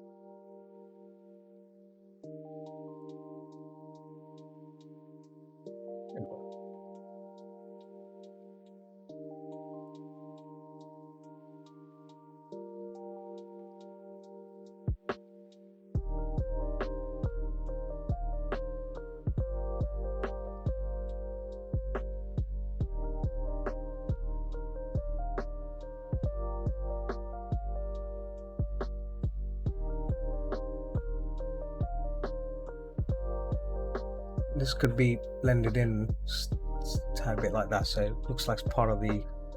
There we go. Could blend this too. Same here as well, just to bring it in a bit, bring it in, merge it in.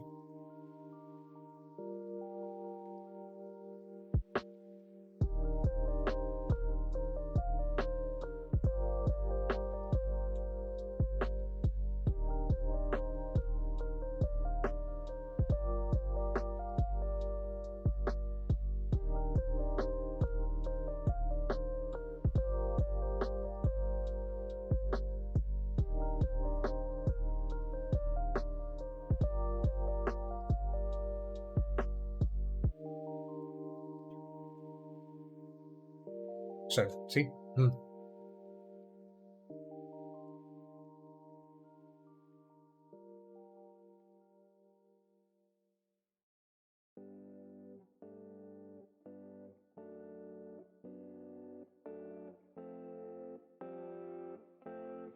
So,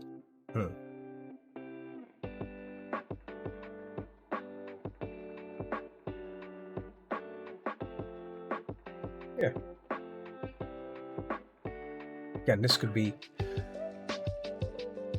brought down some more, so it looks like it's a little bit closer.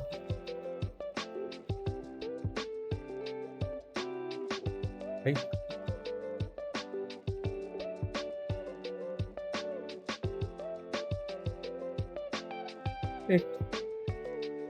we don't want to push too much folds all over. It's just a nice little brush kind of, you know, keep it abstract. Nice abstract shots can make things look nice, you know. I think that part there a bit too strong again. We can close that in a bit. There we go. Close it in.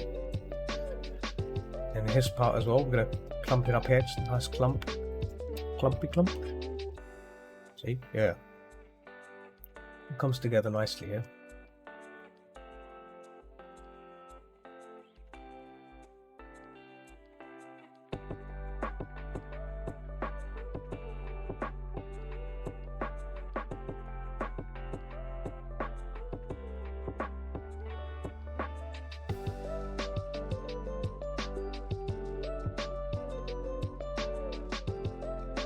So Jesse Jones, have you been working on anything? Have you been doing anything?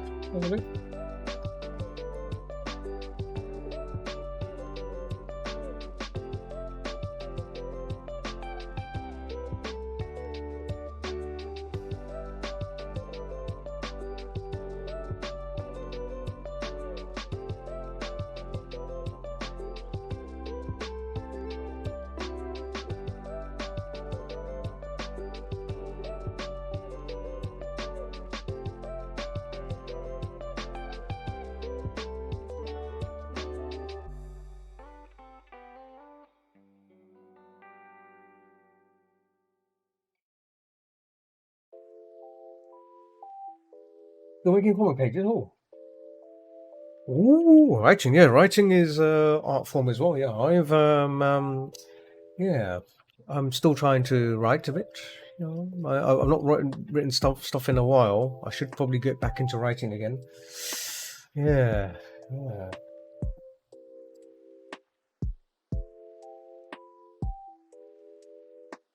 Oh, okay. Oh.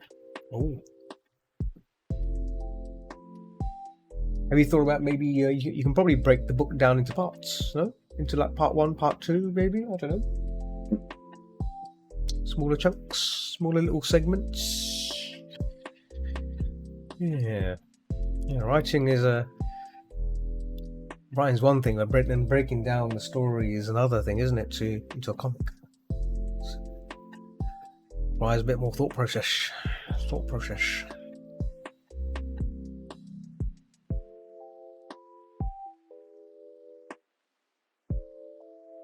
Oh. What, 7 books? Oh boy. It's a lot of books. Whew.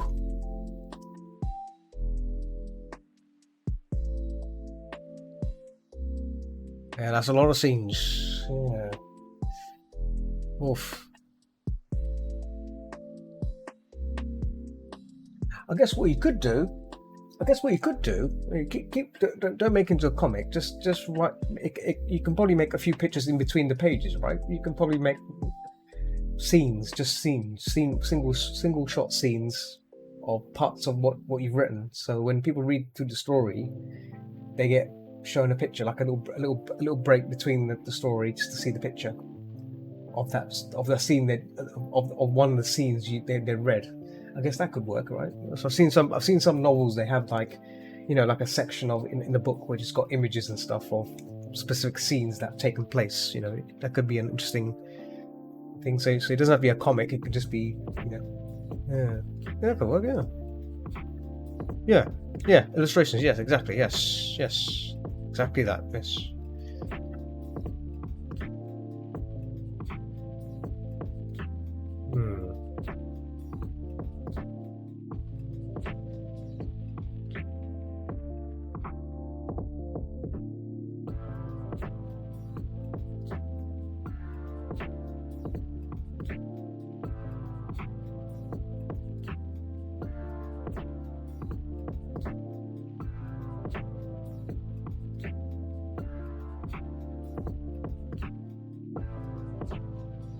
Select all there.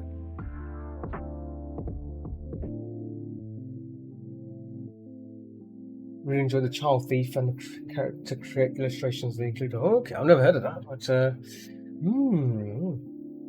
me see. Let me Google this Child Thief. The Child Thief. Oh. I see you. Look at this. Let's look at this. Oh, wow. We have some really good illustrations in that one. Wow. Yes. Yeah. Retelling of Peter Pan. Yes. Yes. Yes. I see it. Yeah, this looks really good. Oh. A dark retelling of the story of Peter Pan and Lost Boys. Oh. Wow.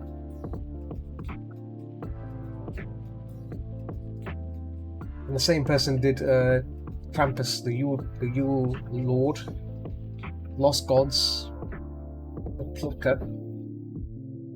Oh, this person's got some very dark stories, hasn't he? Oh. Lost Boys, Tiger Lily. Oh, Unhooked. Wow. I've seen a bunch of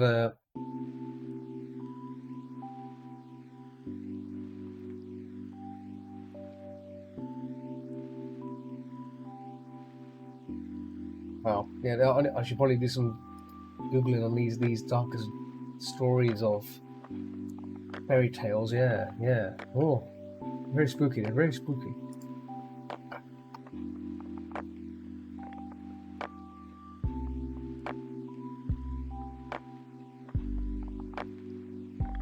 Right, Kexi, you alright? How's it going? You finished playing your Dead by Daylight?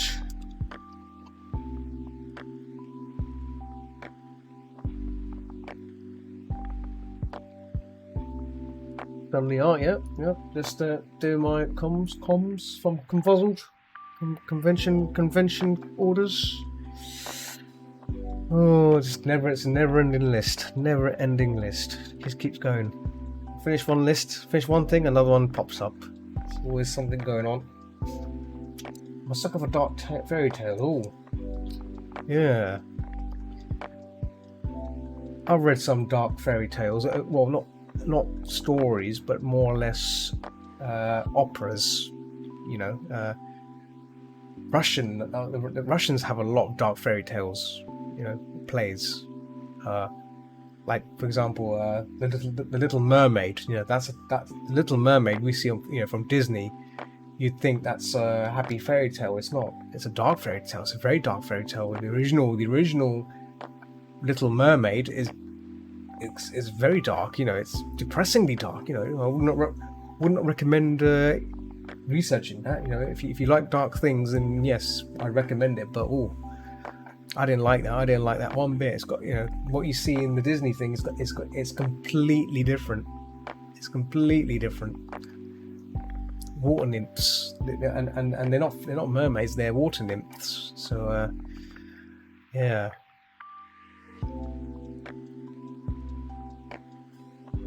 So what's Kexi been up to other than Dead by Daylight? You been keeping yourself well?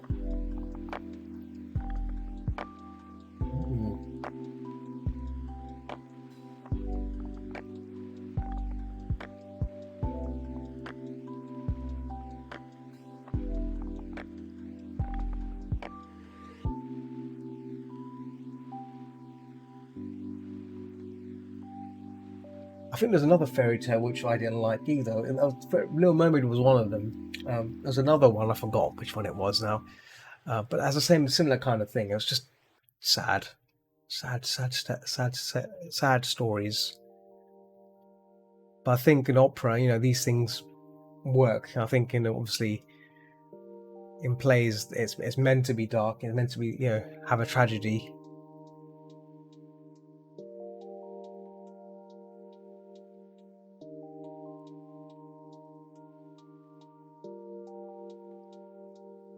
What it is, isn't it?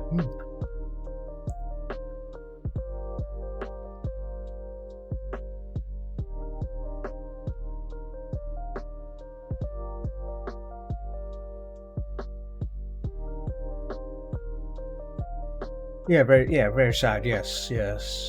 Well, yeah. No, they're not scary. It's very depressing, almost borderline sad. Yeah. It's like you want a good ending. No, these things don't have good endings. They're all just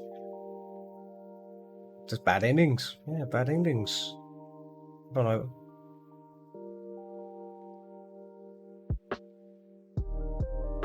Oh.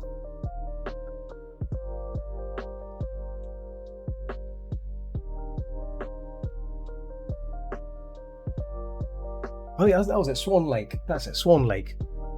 Sorry, there you go. Swan Lake was a sad ending as well. Sad thing going on there as well.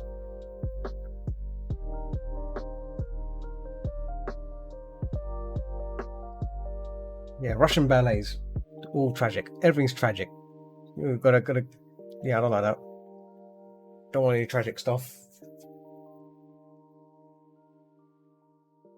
Terrible. It's terrible.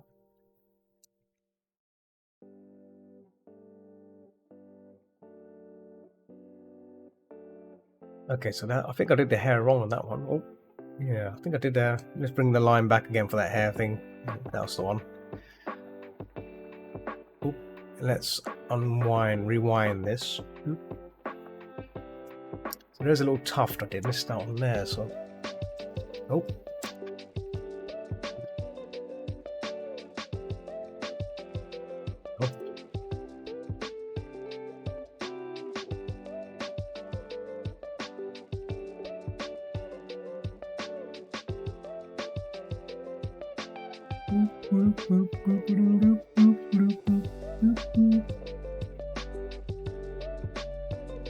Just remembered the next convention coming up, I think, is another Ferality. I think Ferality is coming soon. Let me check the dates. Ferality.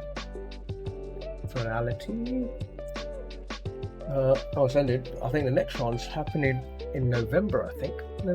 October, November. So it's a couple of months left. It's a VR convention. It's a VR convention. I normally loiter around there in VR.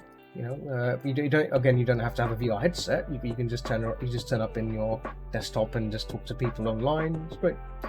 But if I get another chance to be a dealer there, then I'll have a dealer booth there. You know, some people can come and see my work. My really dealy work. Yeah. It's interesting. Very interesting.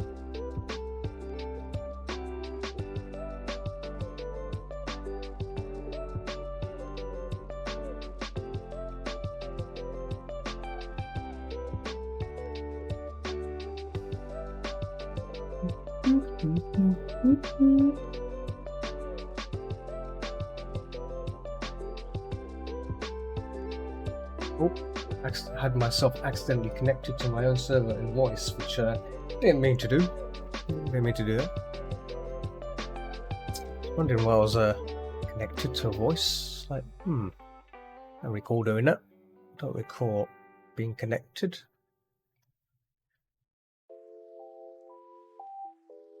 Actually, that will need to. Might have to be a bit lighter. There we go.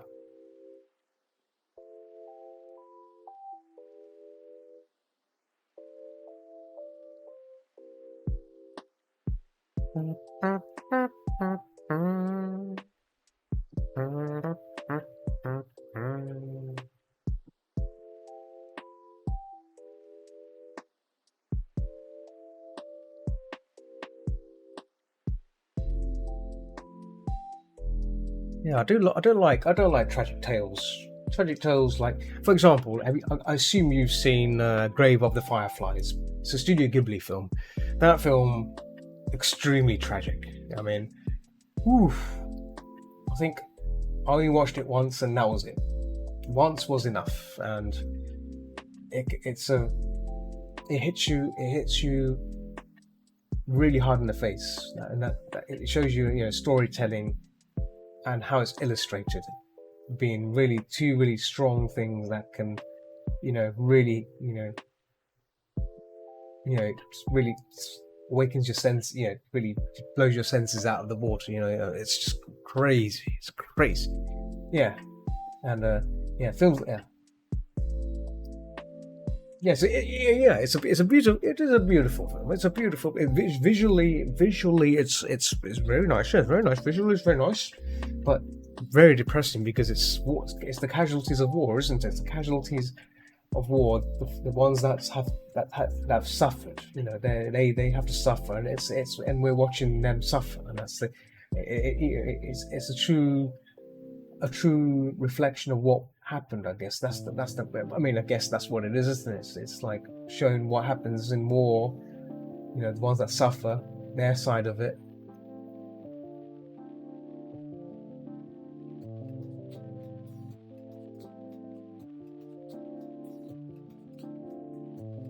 Yeah, it does. Yeah, yeah. It's a really good film, but again, it's very disturbing scenes of poverty, surviving, you know, children surviving. Yeah, and obviously war,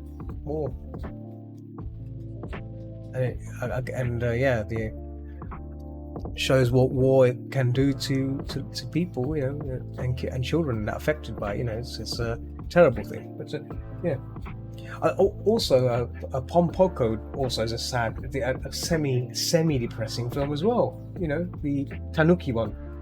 I watched that, and I first started enjoying it, and then, you know, as the film progresses, and it shows you the folly of man. You know, the folly of man kicks in. It shows you the you know, the side that, you know, you feel, you know, obviously the film is more about the, you know, about the environment and the welfare of wildlife.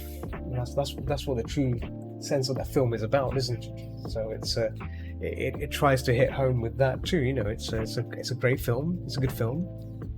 It has a lot of Japanese lore going on there as well, which is nice. You know, if you know, it's good. But then it, you know, it reminds you of what, you know, gives you a little, you know, reminder, like, you know, this is going on right now. You know, this is happening right now outside. You know, man is taking over. Man is, you know, evolving.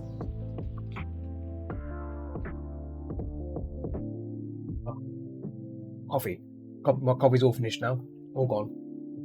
Slurped it all up. Made it disappear. I just realised it's 1 hour 59 minutes of streaming. Got, I would say, about 30 or so minutes to go, and so far we've rendered it out. We've made some good progress on this. Yeah, I'm I'm pleased with what's happening so far with this pack. Yeah. Yeah. Let me just double check the reference as well, because I've been too zoned in on this back to look at the reference. I'm like, who needs the reference? I don't need the reference. Yeah, so this is looking good. Yes. Yeah, so.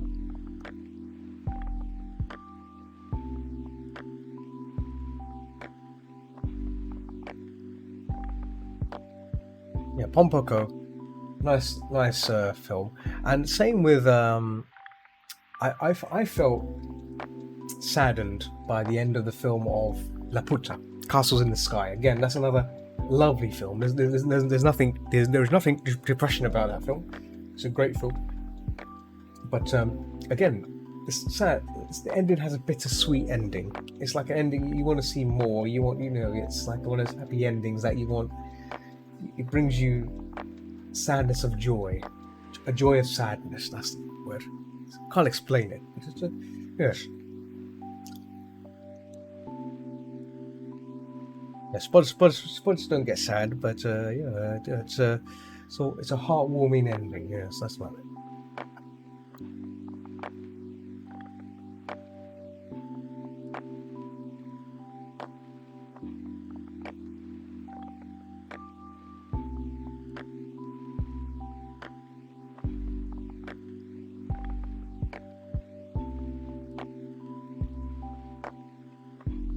Castles in the Sky, yes, that's the one. Castles in the Sky, Laputa.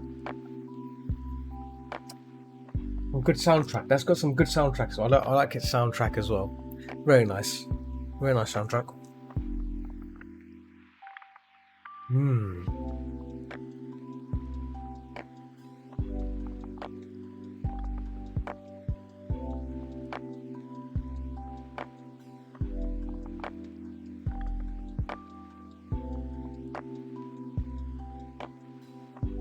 Let's fix up this face area. Let's get that,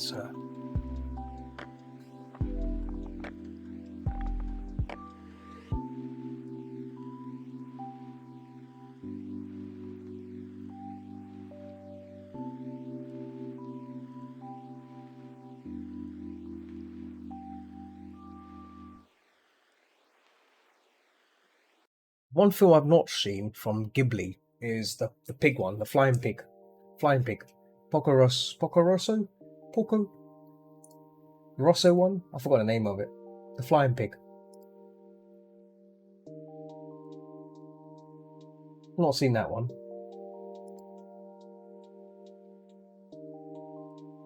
That's a interesting film. But I never had a chance to see it. Oh. Ooh.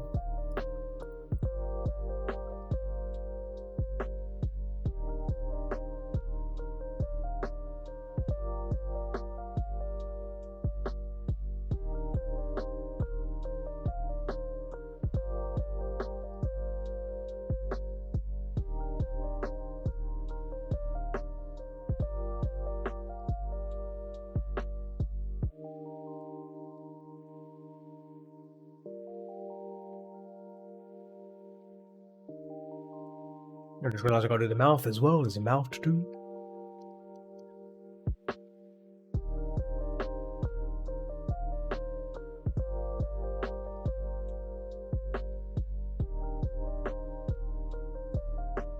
Let's hide the hair for a second. Oh. Oh, good. Okay.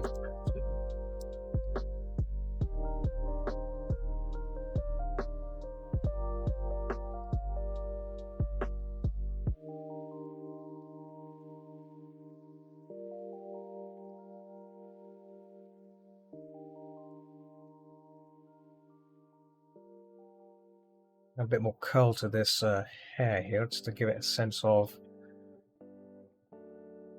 visual element. There we go.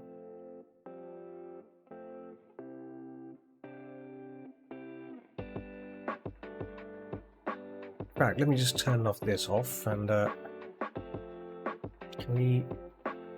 Oh, yes, you can, yes. So I'm gonna curl this in.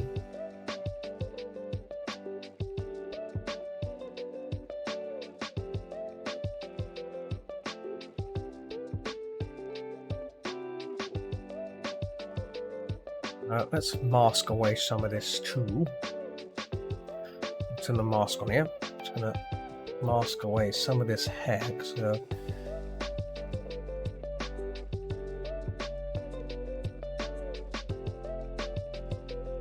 I like about masking.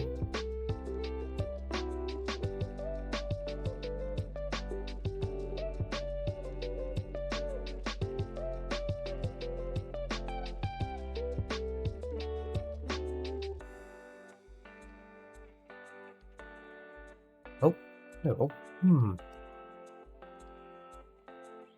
yeah, that's good. Good, very good, very good. Giving a bit more life to the hair because, yeah.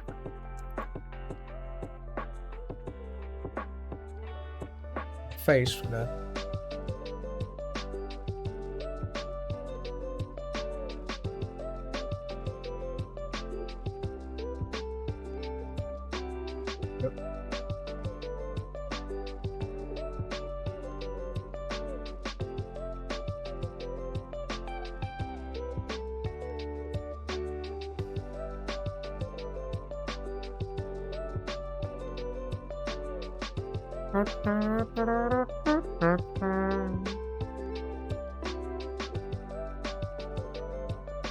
it's basically revealing these areas here.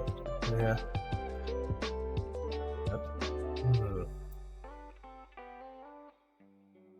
Nope.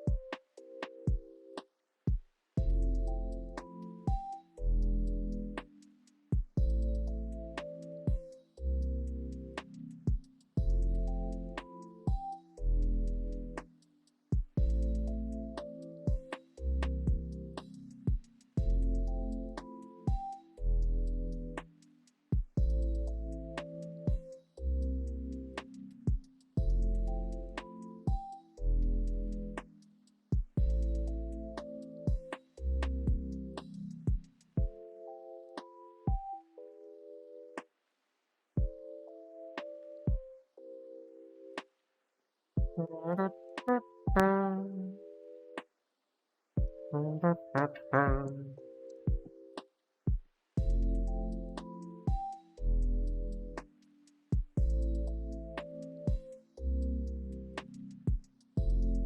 right.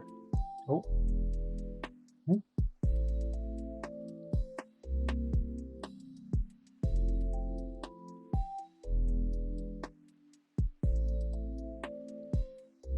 I'm gonna check if Twitch exports my videos to YouTube after this session.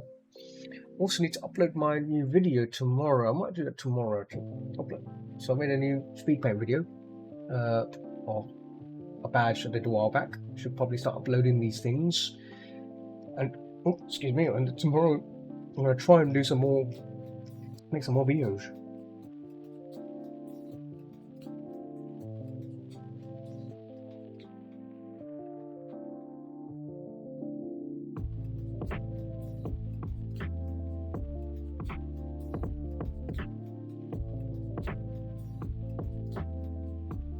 Take a look at this little quiff hair, look, quiff little hair there.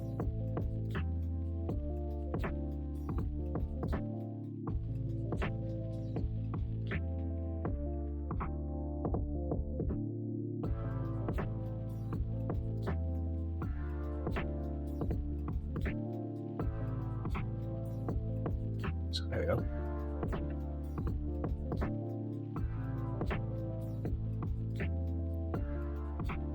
Yeah.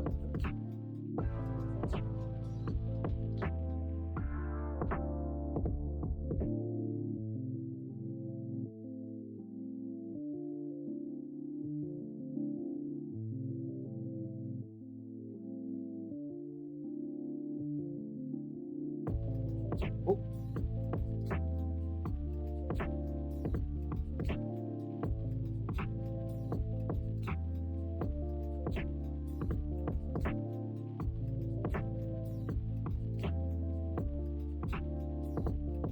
Ooh.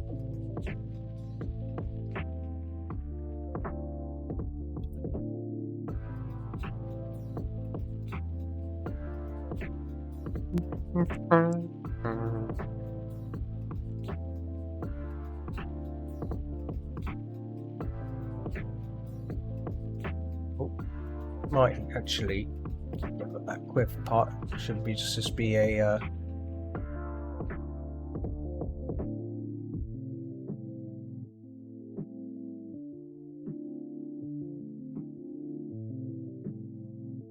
don't think it actually matters too much, but yeah. I'm even picky about these things.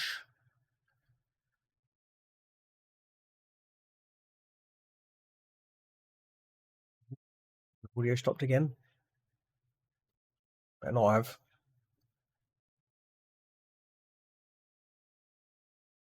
You stopped audio. I did. Oh. Really? Here we go.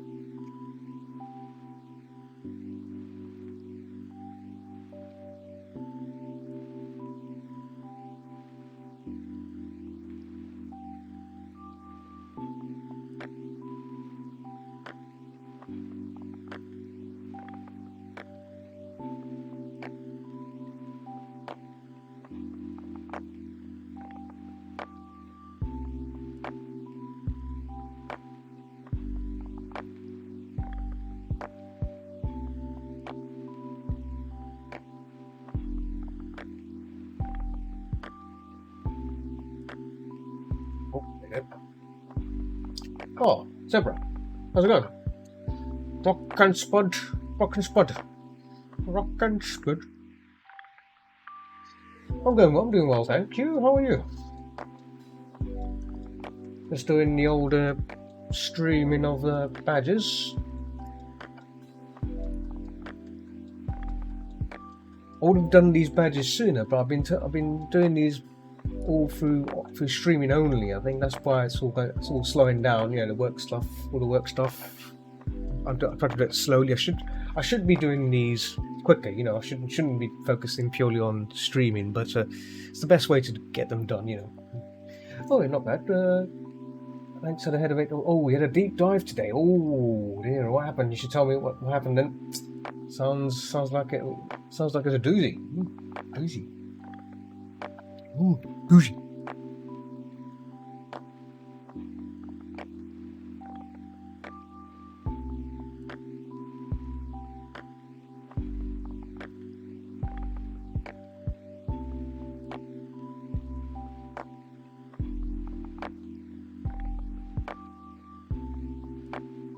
Miss EDD had to try 3 times. Leaders and oh no, dear. Oh dear. If you want a person to do some EDD with, you know, Gallen's about. Gallen sometimes joins. He's now moved to Spain, so he's a bit more local. So you know, he's a good player to have. He's a darn good player to have if you need an EDD person to play with. Yeah. I'd say always play DDD with people you know. Yeah. He's moved here recently. So he was playing today before he went off to learn some Spanish. But if he's about, if you ever needed to play for that, you just ping him. He's on a Discord server, you know, so it's all good. Oh, I can help. Oh, damn! A silly fly's flown in my room. Sneaky fly snuck into my room. What happened? He didn't fly. There's got to be a way to maybe try and lure him out. I'll try and get it later. Oh, 3 hours. Oh, I can imagine 3 hours of.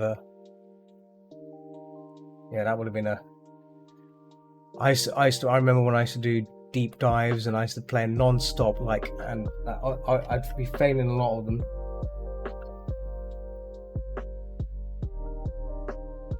Always be failing them. Failing and joining. And you know what? The funny thing is, each time I failed so many times that I made so much money from it as well, because obviously mining gold. Oh. Silly fly flying around now, my room. I'll catch it when it lands. It's landing on my LED lights, my stream lights, dimmer lights. It likes my dimmer lights. That's fine. I'll twat it. Or I won't kill it, obviously. It'll be fine. Yeah, flies are annoying. They are annoying. They're carrying germs, whatever. But buzzing around, it's making buzzy sounds. Bzz, bzz. So I'm not sure how it got in. Fine.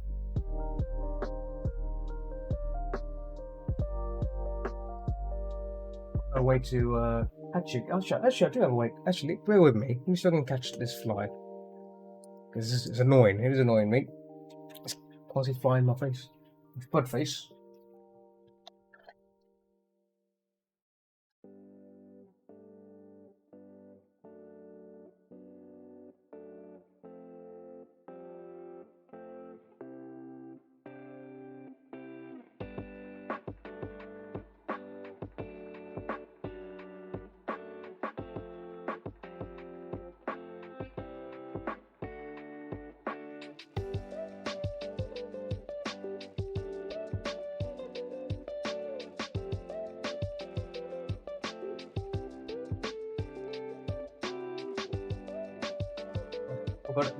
Got the fly. I have to escort it outside. I'll escort this fly outside.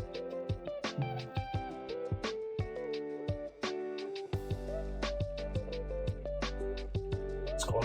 There you go. Good riddance. Good riddance to Mr. Fly. Oh, there we go. That's better. I caught it in a little cup and then sent it on its way.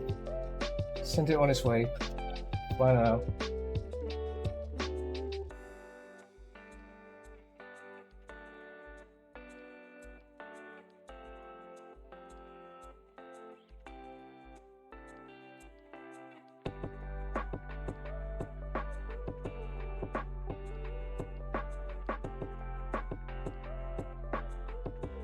Yes, let's check what they're saying. Oxenion. Oxenon? 25 follow there, yes. Potato is on its way to you. And welcome. Welcome.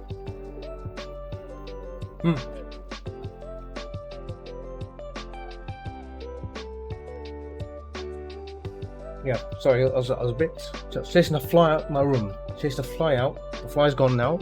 I can get back to work now. Get back to get some work done.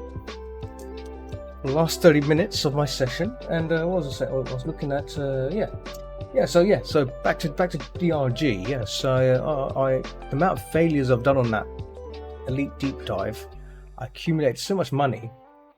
It's ridiculous. You make so much money from doing deep dive. First mission. It's not good. It's not good. But yeah, you were surprised how many failures I had. Zebra. I did so many solo runs in Elite Deep Dives. They failed miserably, but the amount of gold accumulated was insane. No the money.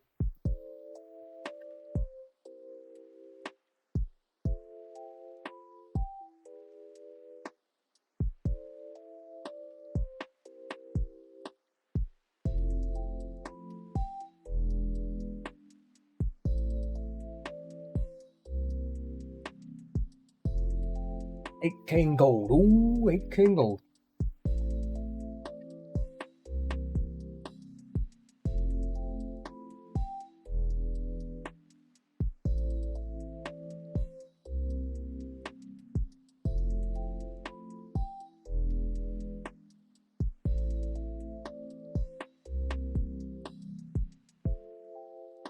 Oh, can you imagine having two of those cross detonators? Mind you, on Has 5, I've been seeing a lot more detonator appearances. I'd had 2 detonators turn up, and another time was a detonator and a nemesis together. Detonator and a nemesis together. The funny thing was, killing the detonator killed the nemesis. It was a nice little combination there. Taught you a lesson. Teach you a lesson. You say no. Say no. None of that. Yeah. It was a win-win. But it was intense because the people I was playing with, the randoms, they're a bit itchy. You get a lot of impatient players, very impatient, and they jump right in without thinking about the consequences of what they're doing, and it could lead to a wipe usually. So it's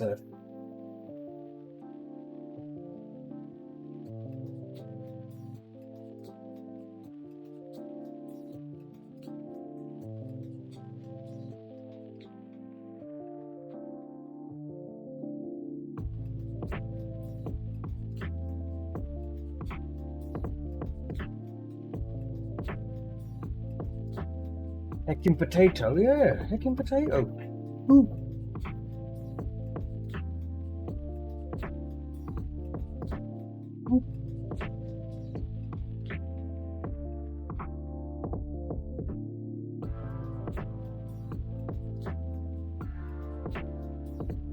Lucked out with a supply drop on the.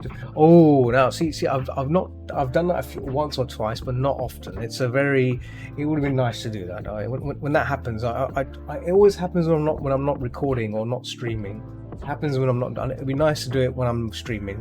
It'd be a nice little incentive to see, like, oh yes, hello, drop a rock pod on a detonator or a dreadnought or a boss would be a very nice, pleasing, sensational thing to see, right? So it's one of them sort of things that you can only catch now and then. Yes.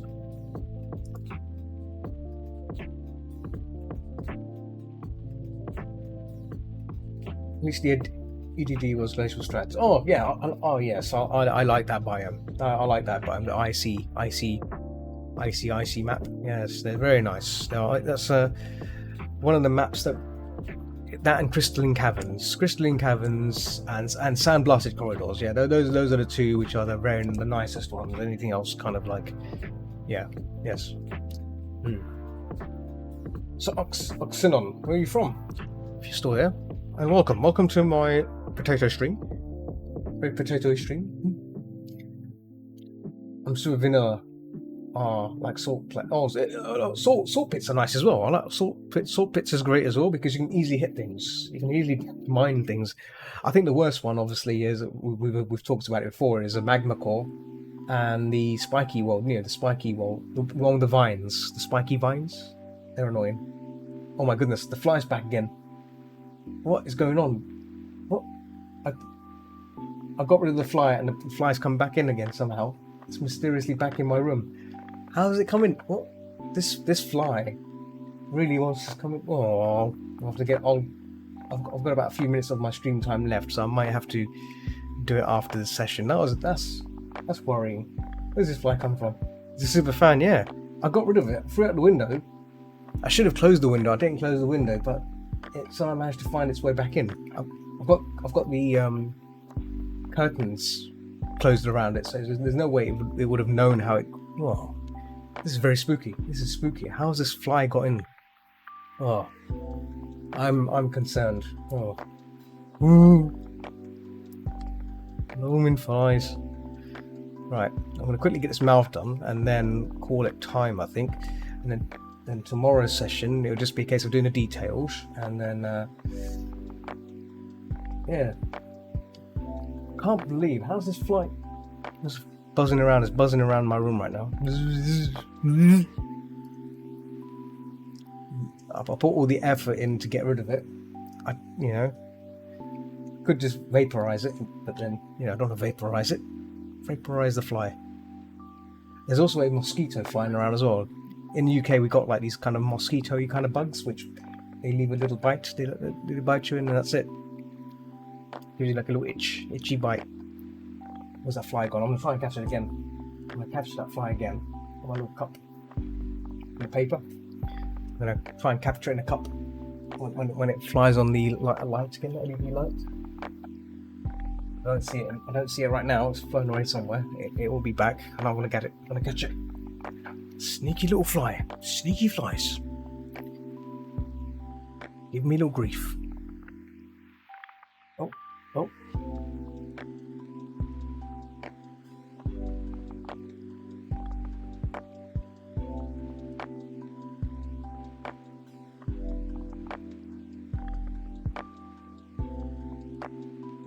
This is why having spiders in the house is handy. Spiders would take care of these sneaky little pests, right? Give them the what for?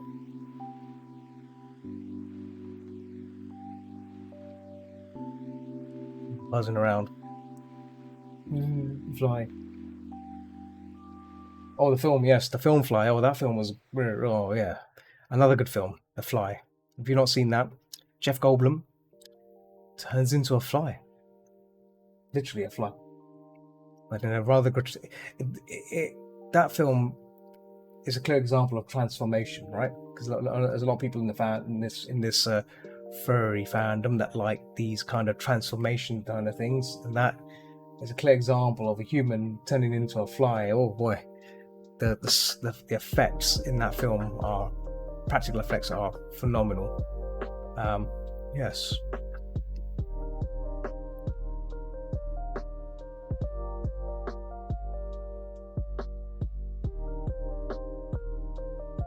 I remember when we had the biggest house spider at work, and that thing was Colossus. Had him behind the back of. Oh, see. House spiders are harmless. They're nice. They're nice. They're big. They can get big. Can get very big. Yes, but yeah, they're harmless. They're good. They're good. I think they're good to have in the house. They get rid of annoying bugs like this, and there's mosquito bugs. They're ones that bite you. They make a meal out of them, right? A little tasty meal. Because these other bugs are a nuisance, right? Spiders are a bit more, they're there. They're like your security, house security or work security. In this case, if you're located in your workplace, they're your work security, right? Work detail. Harvestman spiders. Oh yeah, they look intimidating, but they're harmless as well. The tiny little bodies and big legs. Harvestman spider, yes. sometimes it's good to give a bit of water to spiders. A little bit of water. They don't like house spiders do drink water. If you watch carefully, they do drink. Have a little sip. They have a little sip of water. It's interesting to watch them drink. It's like little things.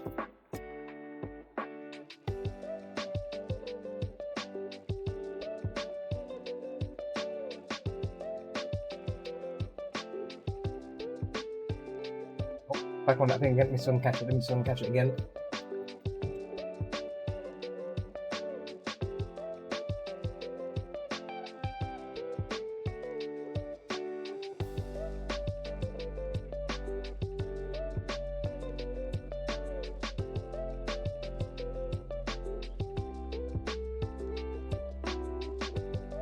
Oh, it's flown away. It's flown away again. I tried catching it. It flew away. Oh, so close. I was so close. Hang it. Oh, it's back again. Oh, get back in. Where you gone? Oh, it's disappeared again. Ah, it's a slow-moving fly as well. Oh, well, I'll probably catch it in a few minutes because I'm coming to the end of my session. It's been a lovely session as always. It's been a lovely session. Oh, you're popping into Discord. Okay, I'll check it after stream, Zebra. Yes. Yes, it's been a lovely session. Again, as always, we made some good progress on this bat. So there's only two things we need to do. Well, yeah, oh dear, no. There's only two things that we need to do here. Fix the eyes, just a little bit clean up on the eyes, and then once that's done, we then start focusing on the details. And then when the details are done, I believe this bat is done. I'm going to try and work on this. I'm going to hopefully try and work on this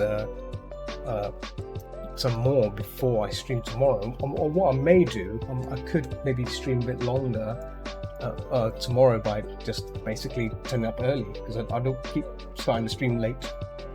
So always turning up a bit early can make a difference, I guess, isn't it? Rather than starting 10 o'clock. And the reason why I do 10 o'clock is obviously I'm watching South Park or just sitting back and relaxing before I start streaming, these things. Where's that fly? Oh, flies back again. Oh, where are you going? Where are you going to land?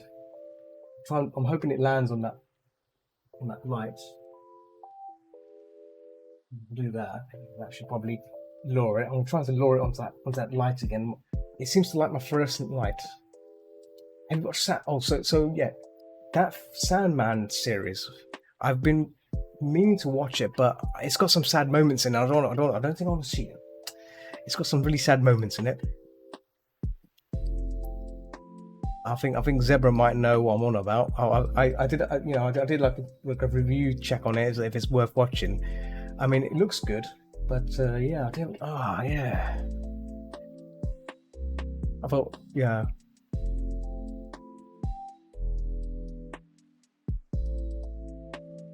I'm concerned. I don't want to see bad, nice monsters. The audiobook of Sandman is good. Okay. Have you watched it yourself, Jesse? Have you watched Sandman yourself? Right. That bug is flying away again.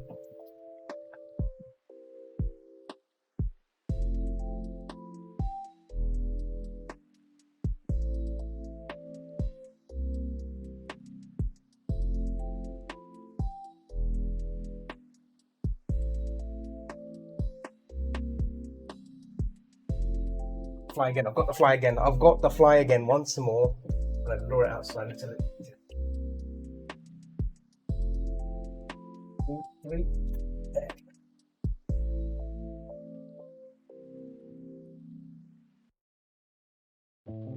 Fly's outside. I'm gonna close the window now. I'm gonna close the window this time so it doesn't come back. There we go. Oh, that's better. Right, feel better now. Fly is gone. I've closed the window. So there's only a mosquito flying around somewhere, but I'll get it.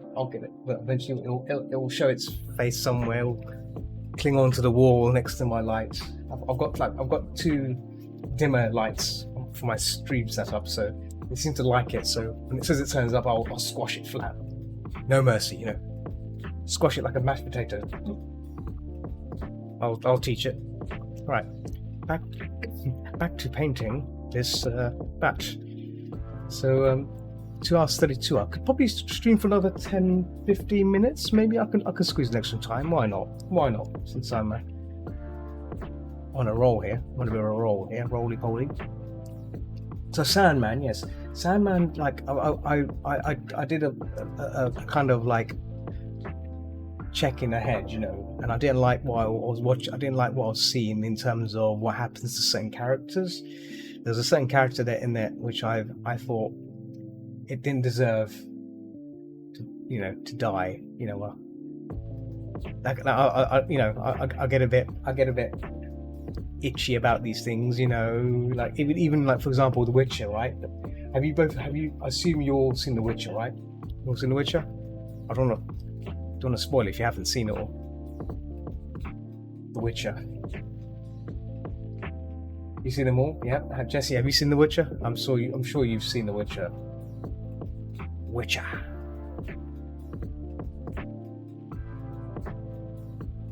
There's a scene in that series. I think it was season 2. Hang on. Season 2? Yeah, season 2.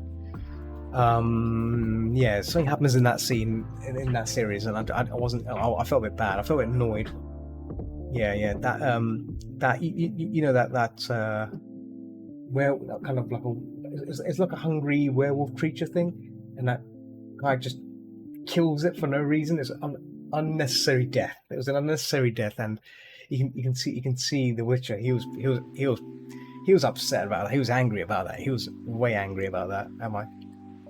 Oh, stream just froze there. Oh, mysterious stream froze there. Let me just hit save there. They're good. Yeah, that was spooky. Yeah.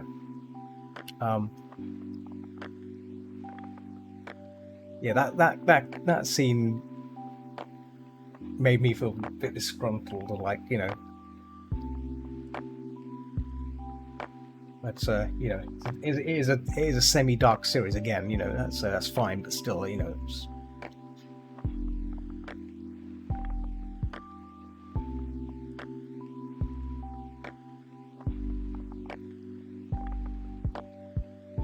It's like a hungry, some sort of hungry coyote dog man thing.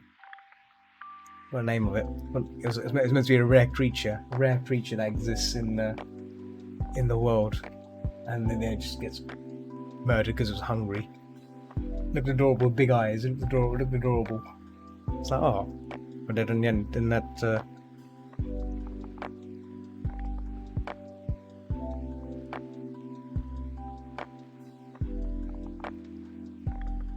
All right, so obviously, that the person that killed it gets a bit of karma. Karma gets delivered, but I still think it's a shame, really. Shame that it had to suffer.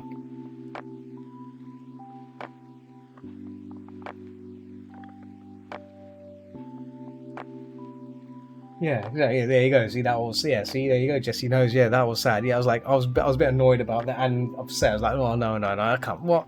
That doesn't make sense. Like, what? But yeah.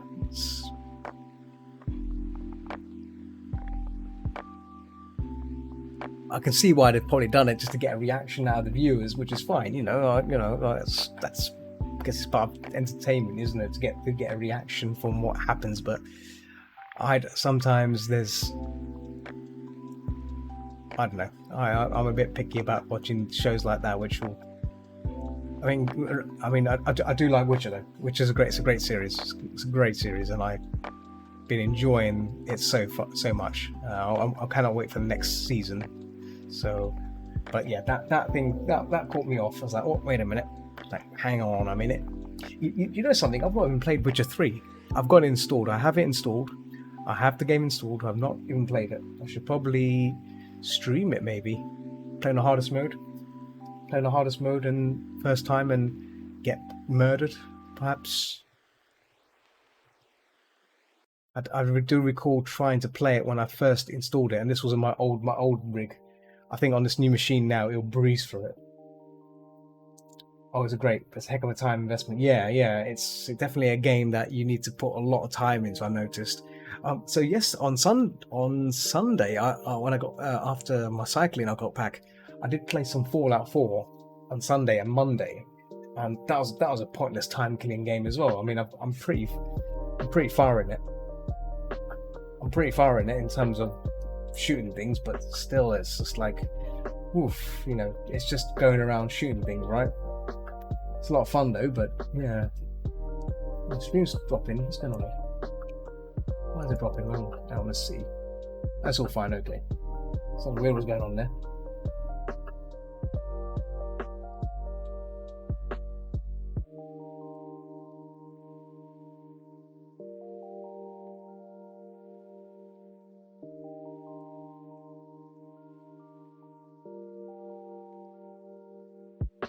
No.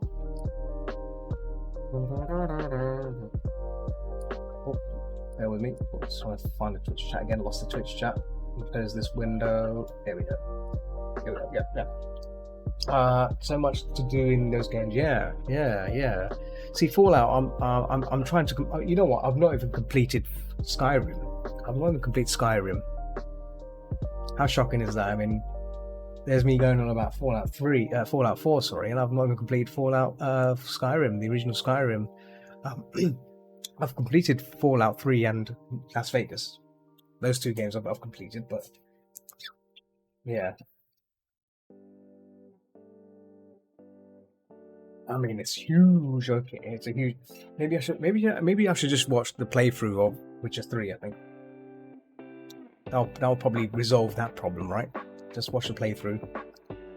There's no point of me playing Witcher 3 if it's huge. It's too much to do. Just focus on just focus on watching. Going to do so many side quests. Oh.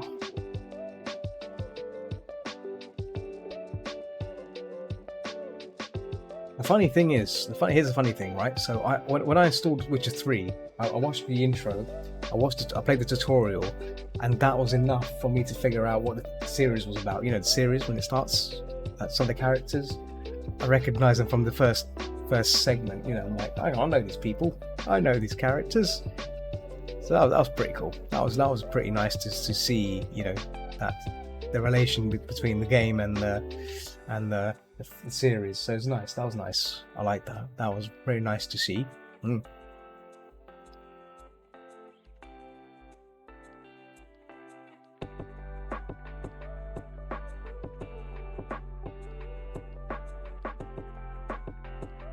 I think the game 100% was Horizon Forbidden West. Getting a bit side of bits. Probably to learn more about the world. Oh, okay. Aren't they making another Witcher game? They're gonna make another Witcher game, you think? Because because the game's got a big following, right? It's got a big following. No, so it's bound to get another.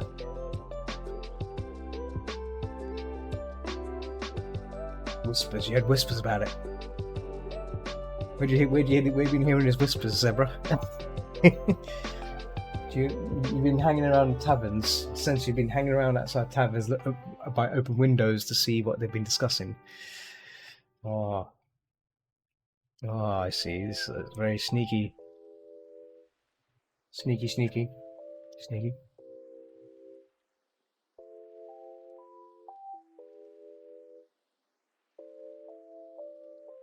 My mouth looks a bit better now. That's good.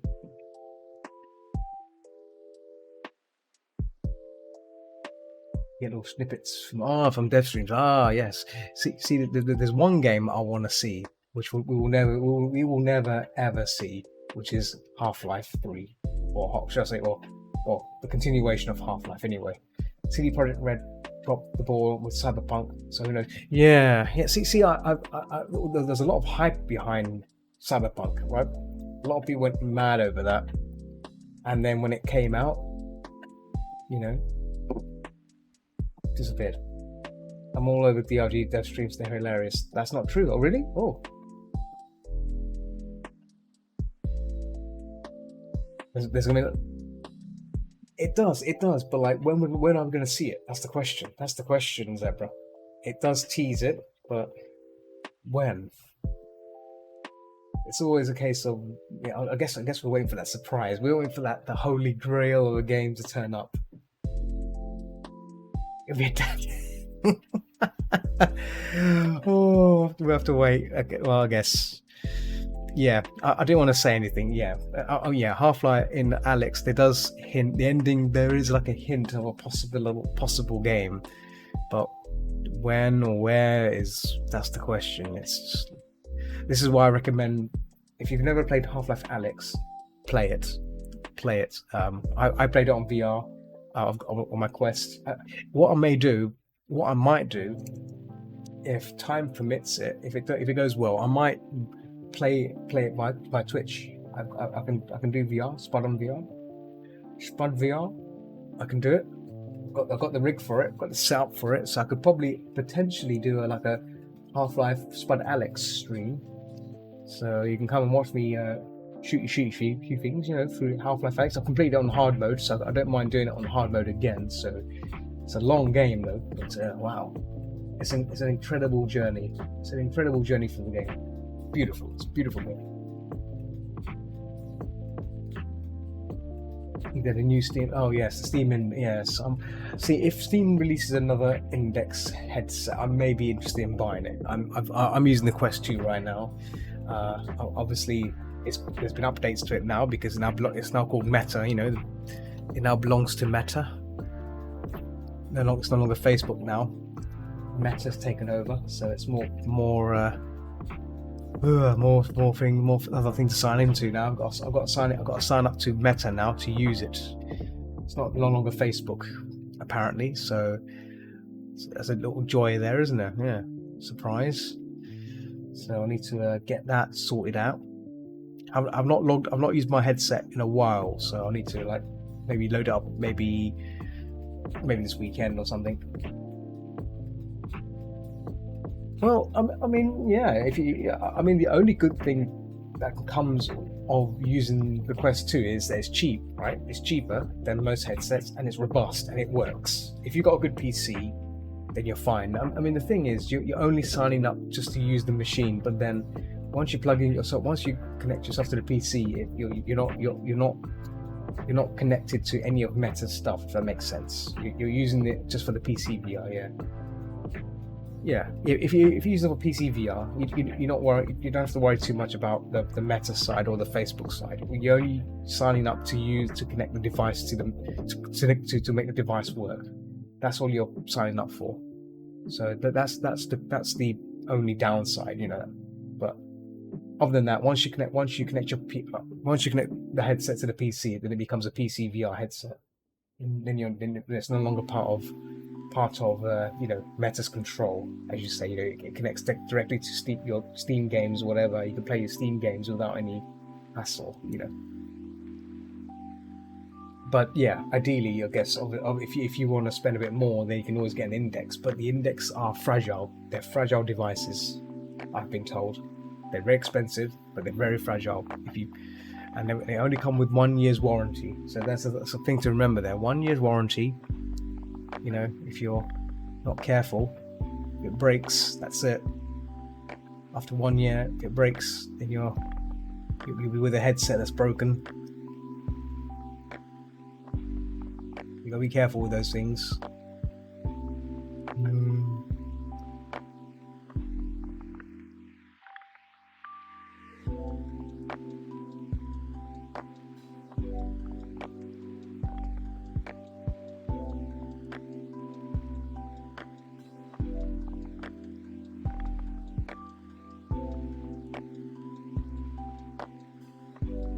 Yeah. See, that's the thing that kind of worried me. If I was paying that much money, I would expect 2 years warranty at least. 2 years warranty because I'll be honest, right? Ever since owning the Quest 2, it's a really robust VR headset and a controller. The controllers are really durable, right? I whacked my controller against my desk when I was playing one of the games in VR chat, trying to throw a grenade, and I hit the table, and I thought I broke the controller. I took the headset off and realised the controller's completely fine. Nothing's damaged. I whacked it really hard and it was still fine, right? If that was the Index, on the other hand, it would explode in your hand. It would just fall apart. It's a very fragile device. That's the thing to remember. So if you've got space for it, then that's great. If you don't have space, then I guess the Quest 2 is perfect. It's made for young people. I guess that's probably why it's so robust. And if you're clumsy like me, clumsy, knocking things around, whacking things, it's there you go. But yeah, definitely, I'd say, get yourself a Quest 2, and see how you feel about it. And obviously you yourself or Indy can give it a try, and see if you like it, if you feel it's and if you do like it, if you do like the VR side of it, then you can upgrade to an Index, right? That way it's not a hole in the pocket, right? It's not a hole in the pocket. You tried the VR, you've satisfied with it, That is if you've not tried VR already. If you've tried VR already, then obviously it's probably better to get something else. But if you've never done VR before or never tried VR before, the Quest 2 is it's a good starting device. Yeah. Even better, so you can get a second-hand one. The one I've got is a 64 gig one. That's the one I have. 64 gig is pretty cheap now, very cheap. You can't even find a 64 gig one anymore. That's how cheap it is. Highly recommend that. Oh yes. Oh yeah. Space. Okay. That's fine. Yeah. Yeah. Check on eBay if you see a 64 gig one, and because the 64 gig one. So basically, what happened was when a 64 gig one was released, they sold for like what? I think I bought mine for 199. I think 200. I bought mine for 200, and several months later, they reduced the price of the 64 gig because they realized that 64 gig is not enough. It's not enough for the games, because obviously all the games that come out in the Facebook store, the Oculus store, are big, right? They're going to get bigger each time, right? The 64 gig is not enough, so they discontinued the 64 gig, and then that means that you can only buy the 128. So out there in the world, there's probably people out there who probably sold or selling their 64 gig version. But if you're like me, who's only going to use it for PC VR, it makes sense. I've got mine. I've not filled mine with. I don't even touch the 64 gig. I think I've only got the demo on it. When you first run Oculus Store, you get like a free demo. Free little demo of what the Oculus can do. That kind of thing. That's the only thing that's on there. I think I've got a demo of Beat Saber as well. The Quest version of Beat Saber. They're the only two things I have on it.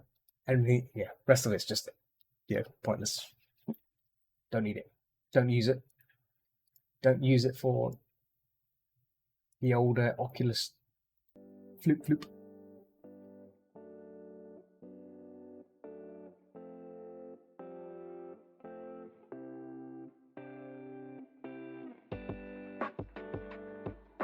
Well, it's gone 1 o'clock here. I said I'd be streaming a bit longer. What time is that? It's got 3 hours.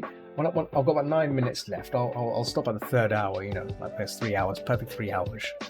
Perfect 3 hours.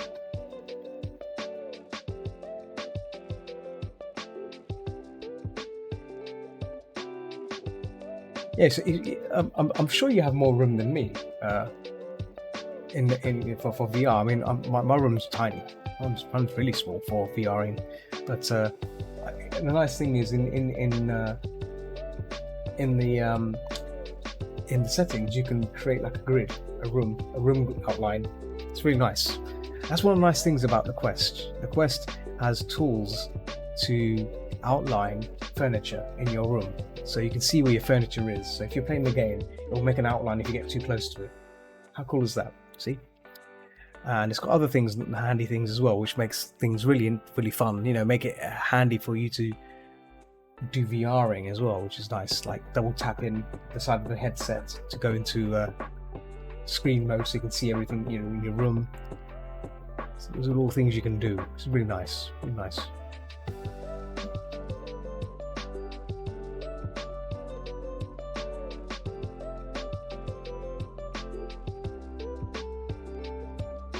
I allowed us both our desks also for. Oh, okay. Tables and 3. Oh, okay. So there is a lot. Yeah, it sounds like a lot of things going on. The kitchen has birds in. Oh, okay. Yeah. So you don't want to knock the birds over. Oh, roast. Yes. Hero, dear.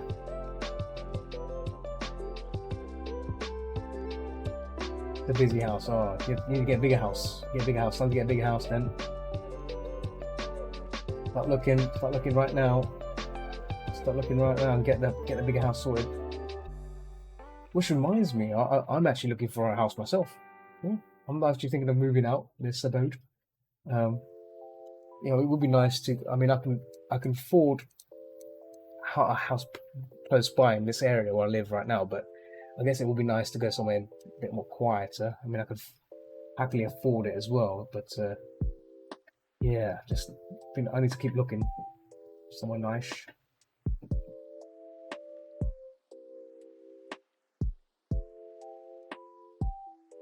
Easy. These boys wasn't the first. We'd love to be sure somewhere border Scotland's closer to.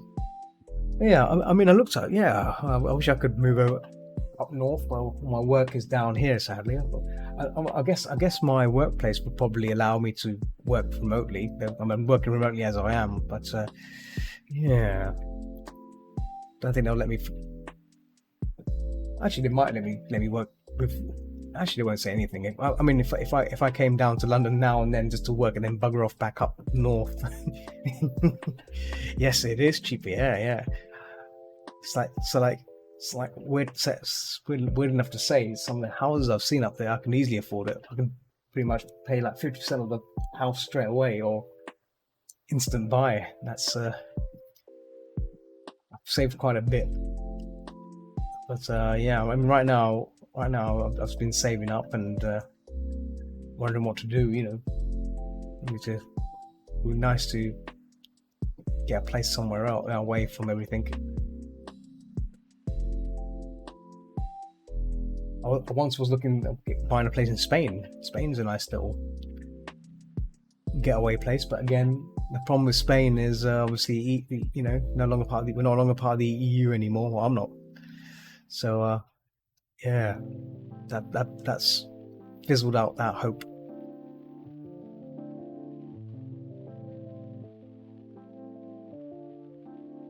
Darn EU. Brexit, the curse of Brexit.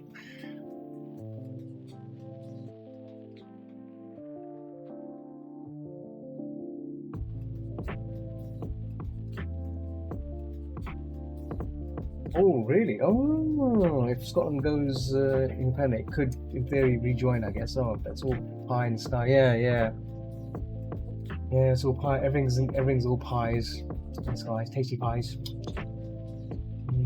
Pies. Pie.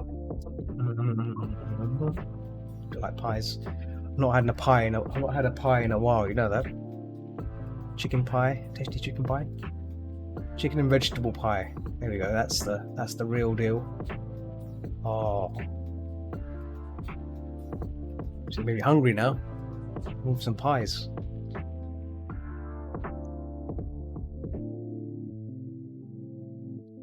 With the whole new leadership thing in London going to be just throwing fuel and sturgeons in the agenda on mashed chicken pie. Chicken pie and a mashed potato. Chicken pie. Oh, look at that! Oh, there's a spider. Yeah, I've seen this. I'm looking at a picture of the spider. Look at that. Oh, that's not too big. That's not too big. No, look. No, Neos wants to burn it. No.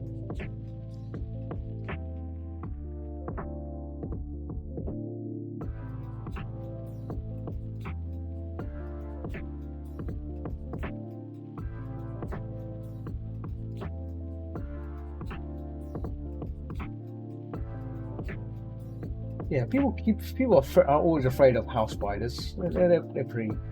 India's chicken pie is just single best thing ever. Oh, she makes pies.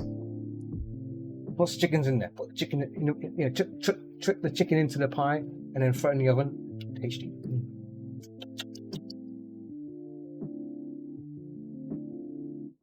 Teach that teach that chicken a lesson. Yeah. Pie.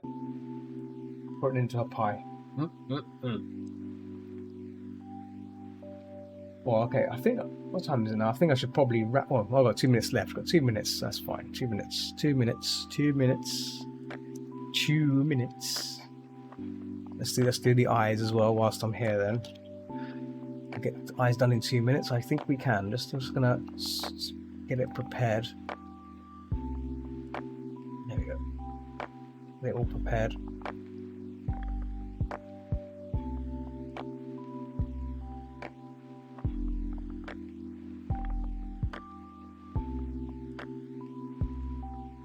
The eyes.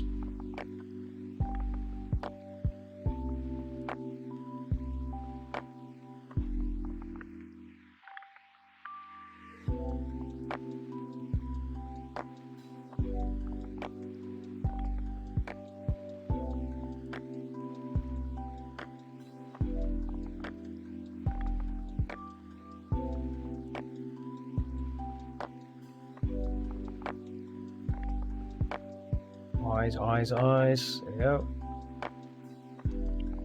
Very good. Guess we're going to shopping tomorrow for some pie stuff. I think she goes to Greggs. Go to Greggs. Get a nice chicken pasty. Chicken and pasty. And if you get for the offer, lunch offer, I think you can get like a pasty and some coffee. Oh, you know, oh yeah, Greggs. So you can't go wrong with Greggs. You know what? I'm tempted to get some Greggs tomorrow.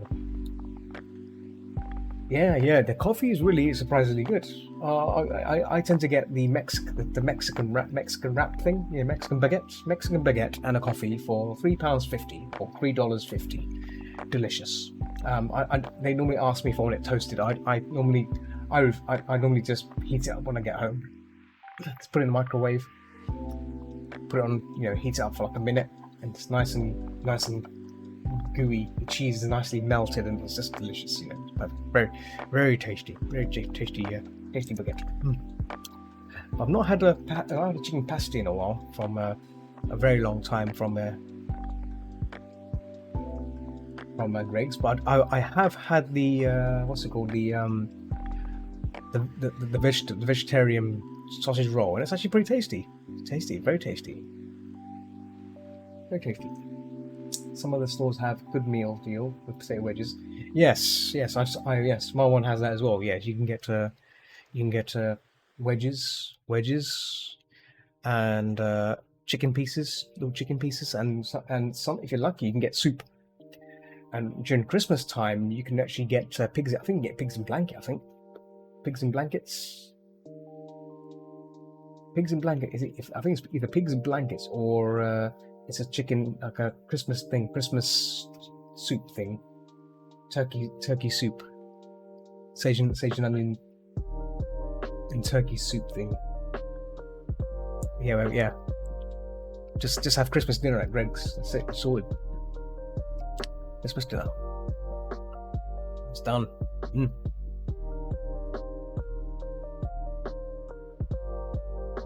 Just get the reference again. Yeah. Button. Yeah, that's fine. Just close.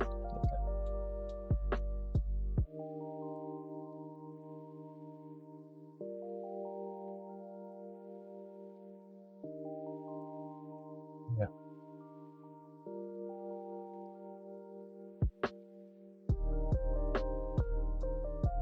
Because of Japan sometime for the KFC Christmas meal. Oh, yeah. So I was thinking about popping to Japan. I've never been to Japan, but I'd like to make a trip there.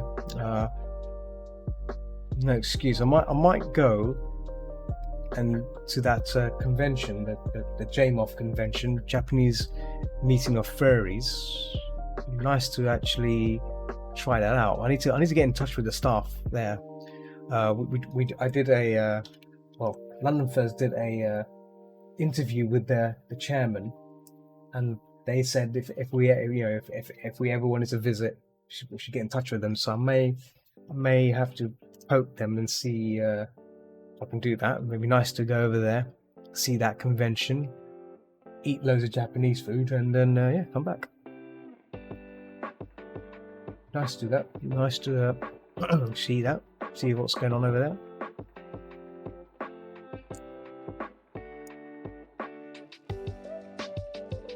Don't know a word of Japanese, but I think I can use my old lingo. Arigato. It's a binge for Japan, you know. So yeah, that was really I tell you what, I used to watch. There's a guy named I forgot his name now. He's an American that lives in Japan. He's fairly old, and he all he does is try. He goes out and try and like random food, like vending machine food to supermarket foods and stuff. But mostly from vending machines. I mean, he sits outside eating them, drinking them. He does magic tricks as well, randomly as well, from time to time. I forgot his name though. It's been a long time. I'll have to try and find his channel, but yeah, very nice. And he knows fluent Japanese, so you know, it's because he lives there, so I guess. Japan and its vending machines are incredible. They got it. Yeah, I like that. I like that kind of concept. But whether or not the food in there is good or not is another thing, right? Because I've seen some of the cheese sandwiches and stuff you get on inside these machines, and they look a bit you know, processed, very processed. You know, I don't know if I don't know. I guess it's good if you're really on a budget. That's one. I guess, you know, if you're on a budget, then I guess that makes sense. But if you're not, I guess you want something more delicious. Right? You want something that you can enjoy, not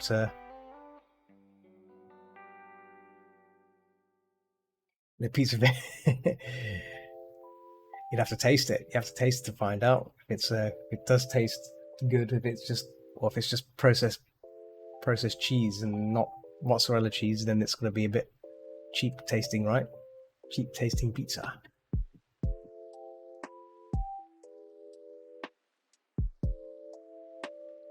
Yeah. Right, I think I should wrap this up. What time is it now? I've gone beyond the time. So yeah, let's just wrap this up here. I'm gonna stop recording in a second. Let's stop recording now. 2 hours 47 minutes. That's way beyond my recording there. That's good though. 2 hours 47 minutes. We've done some good on the bat. Let me just save this out to that. Oh no.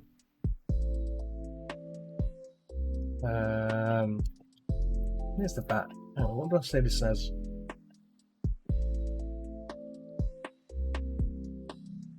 Trying to find the original video of the sketch of the bat. Where is it? I'm sure I labeled it as something meaningful.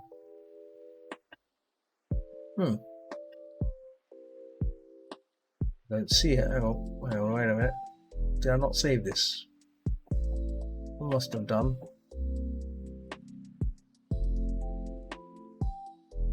Wait a minute. Did I not? Oh, this is very spooky. Oh, Jesse, you going? Okay, Jesse, you take care, and thanks for hanging out with me. Yeah.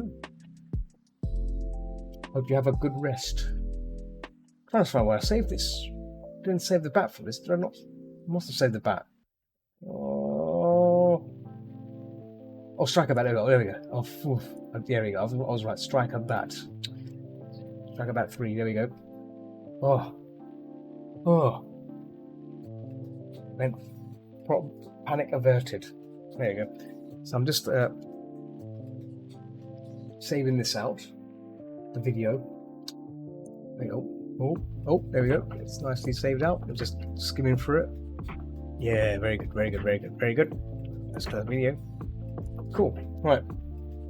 I want to switch back to my normal self. Spud has done his job. Thank you very much, Mr. Spud. Ooh. There we go. We're back to our real selves. Yeah, we made some good progress on this bat. He's getting there. I just need to work on the details tomorrow, and then he's done. And then hopefully I can work on the next one. Oh, thanks. Yeah, he's getting there. He's getting there. He's getting there. And then I need to work on the Flying Fox. I need to like take a look on that one as well. So that's going to be interesting. I need to like spend some time researching that one. Yeah, and then also got to work on that demon, the wolf demon. That I've not sent it to customer yet, so I need to like take a second look on it. I haven't really spent much time on it other than what I did. Where is it? This one here. Boom. Very fierce looking fellow. I mean, I'm happy with it, but yeah, I just need to, yeah, I need to show it to him. Because I mean, I might go back to the other wolf. There's another wolf I did. Where's it on? Oh, wait a minute. Option 3, option 2. This one. So I might think about going back to this one because I do like the muzzle check. What I've done with the muzzle on this one. I'm not saying this one's bad. This one's also good as well. So I need to think about this. Yeah.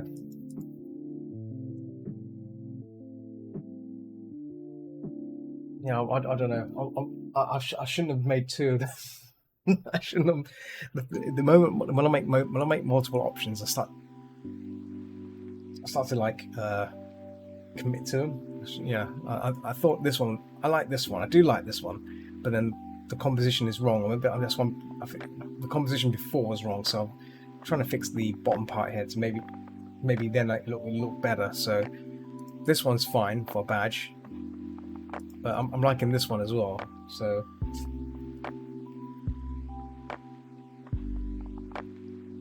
yeah, which do you prefer exactly? Sometimes you just got to commit to it. So that's why I'm committing to this one. This one, but I want to go back to this one and fix it up a bit because it might change. That's why I haven't really shown. The customer hasn't seen this yet. Because if I show him this piece, he'll say he'll probably pick one straight away, saying I'm going with that one. So I want to try and for myself to make sure that what I deliver to them is what I think is what they should have. Because you know, in the end of the day, people are going to see that badge, and that badge reflects me. So I need to make sure that I make something that looks good. So there is still this one, but I'll see. Cool. Right, I'm going to wrap it up here. As always, thanks for watching me. It's been a lovely session. I'll be back tomorrow. Double-sided badge. Oh yeah, I could do a double-sided badge. Double the work though. Double the work. Double the work. Yeah, I'll be back tomorrow. Resuming the bat. Yeah, more banter, more spud talk as always. So as I always finish. Keep watching the skies, and I'll see you peeps tomorrow for more arting. Yes, thanks for hanging out. Yeah, thanks for hanging out, Zebra and Rogue Blazer, Royce Fox, Treasure. Anyone else is on Twitch still? I don't know. I kind of see who's on Twitch. Let me see. I don't see who's on Twitch. It's just you, Zebra. Hang on, there is someone else, but I'm gonna say what? I'm gonna say who it is. It's hard to tell with all these names. There's a lot of bots. I think it's Ball 857. He's Ball 857 is the human. He's the human one. I think. Oh, that's the Ball. No, see Ball. Kexy's still there. And Mysterious Blue apparently. It's just hard to tell who's here still. Anyway, yeah, I'm out. I'm gonna jump back on Discord for a bit. So if you want to hang out with me, you know where to find me. If not, see you guys tomorrow. Yeah, that's it. So. Catch you guys later. Bye. Oh.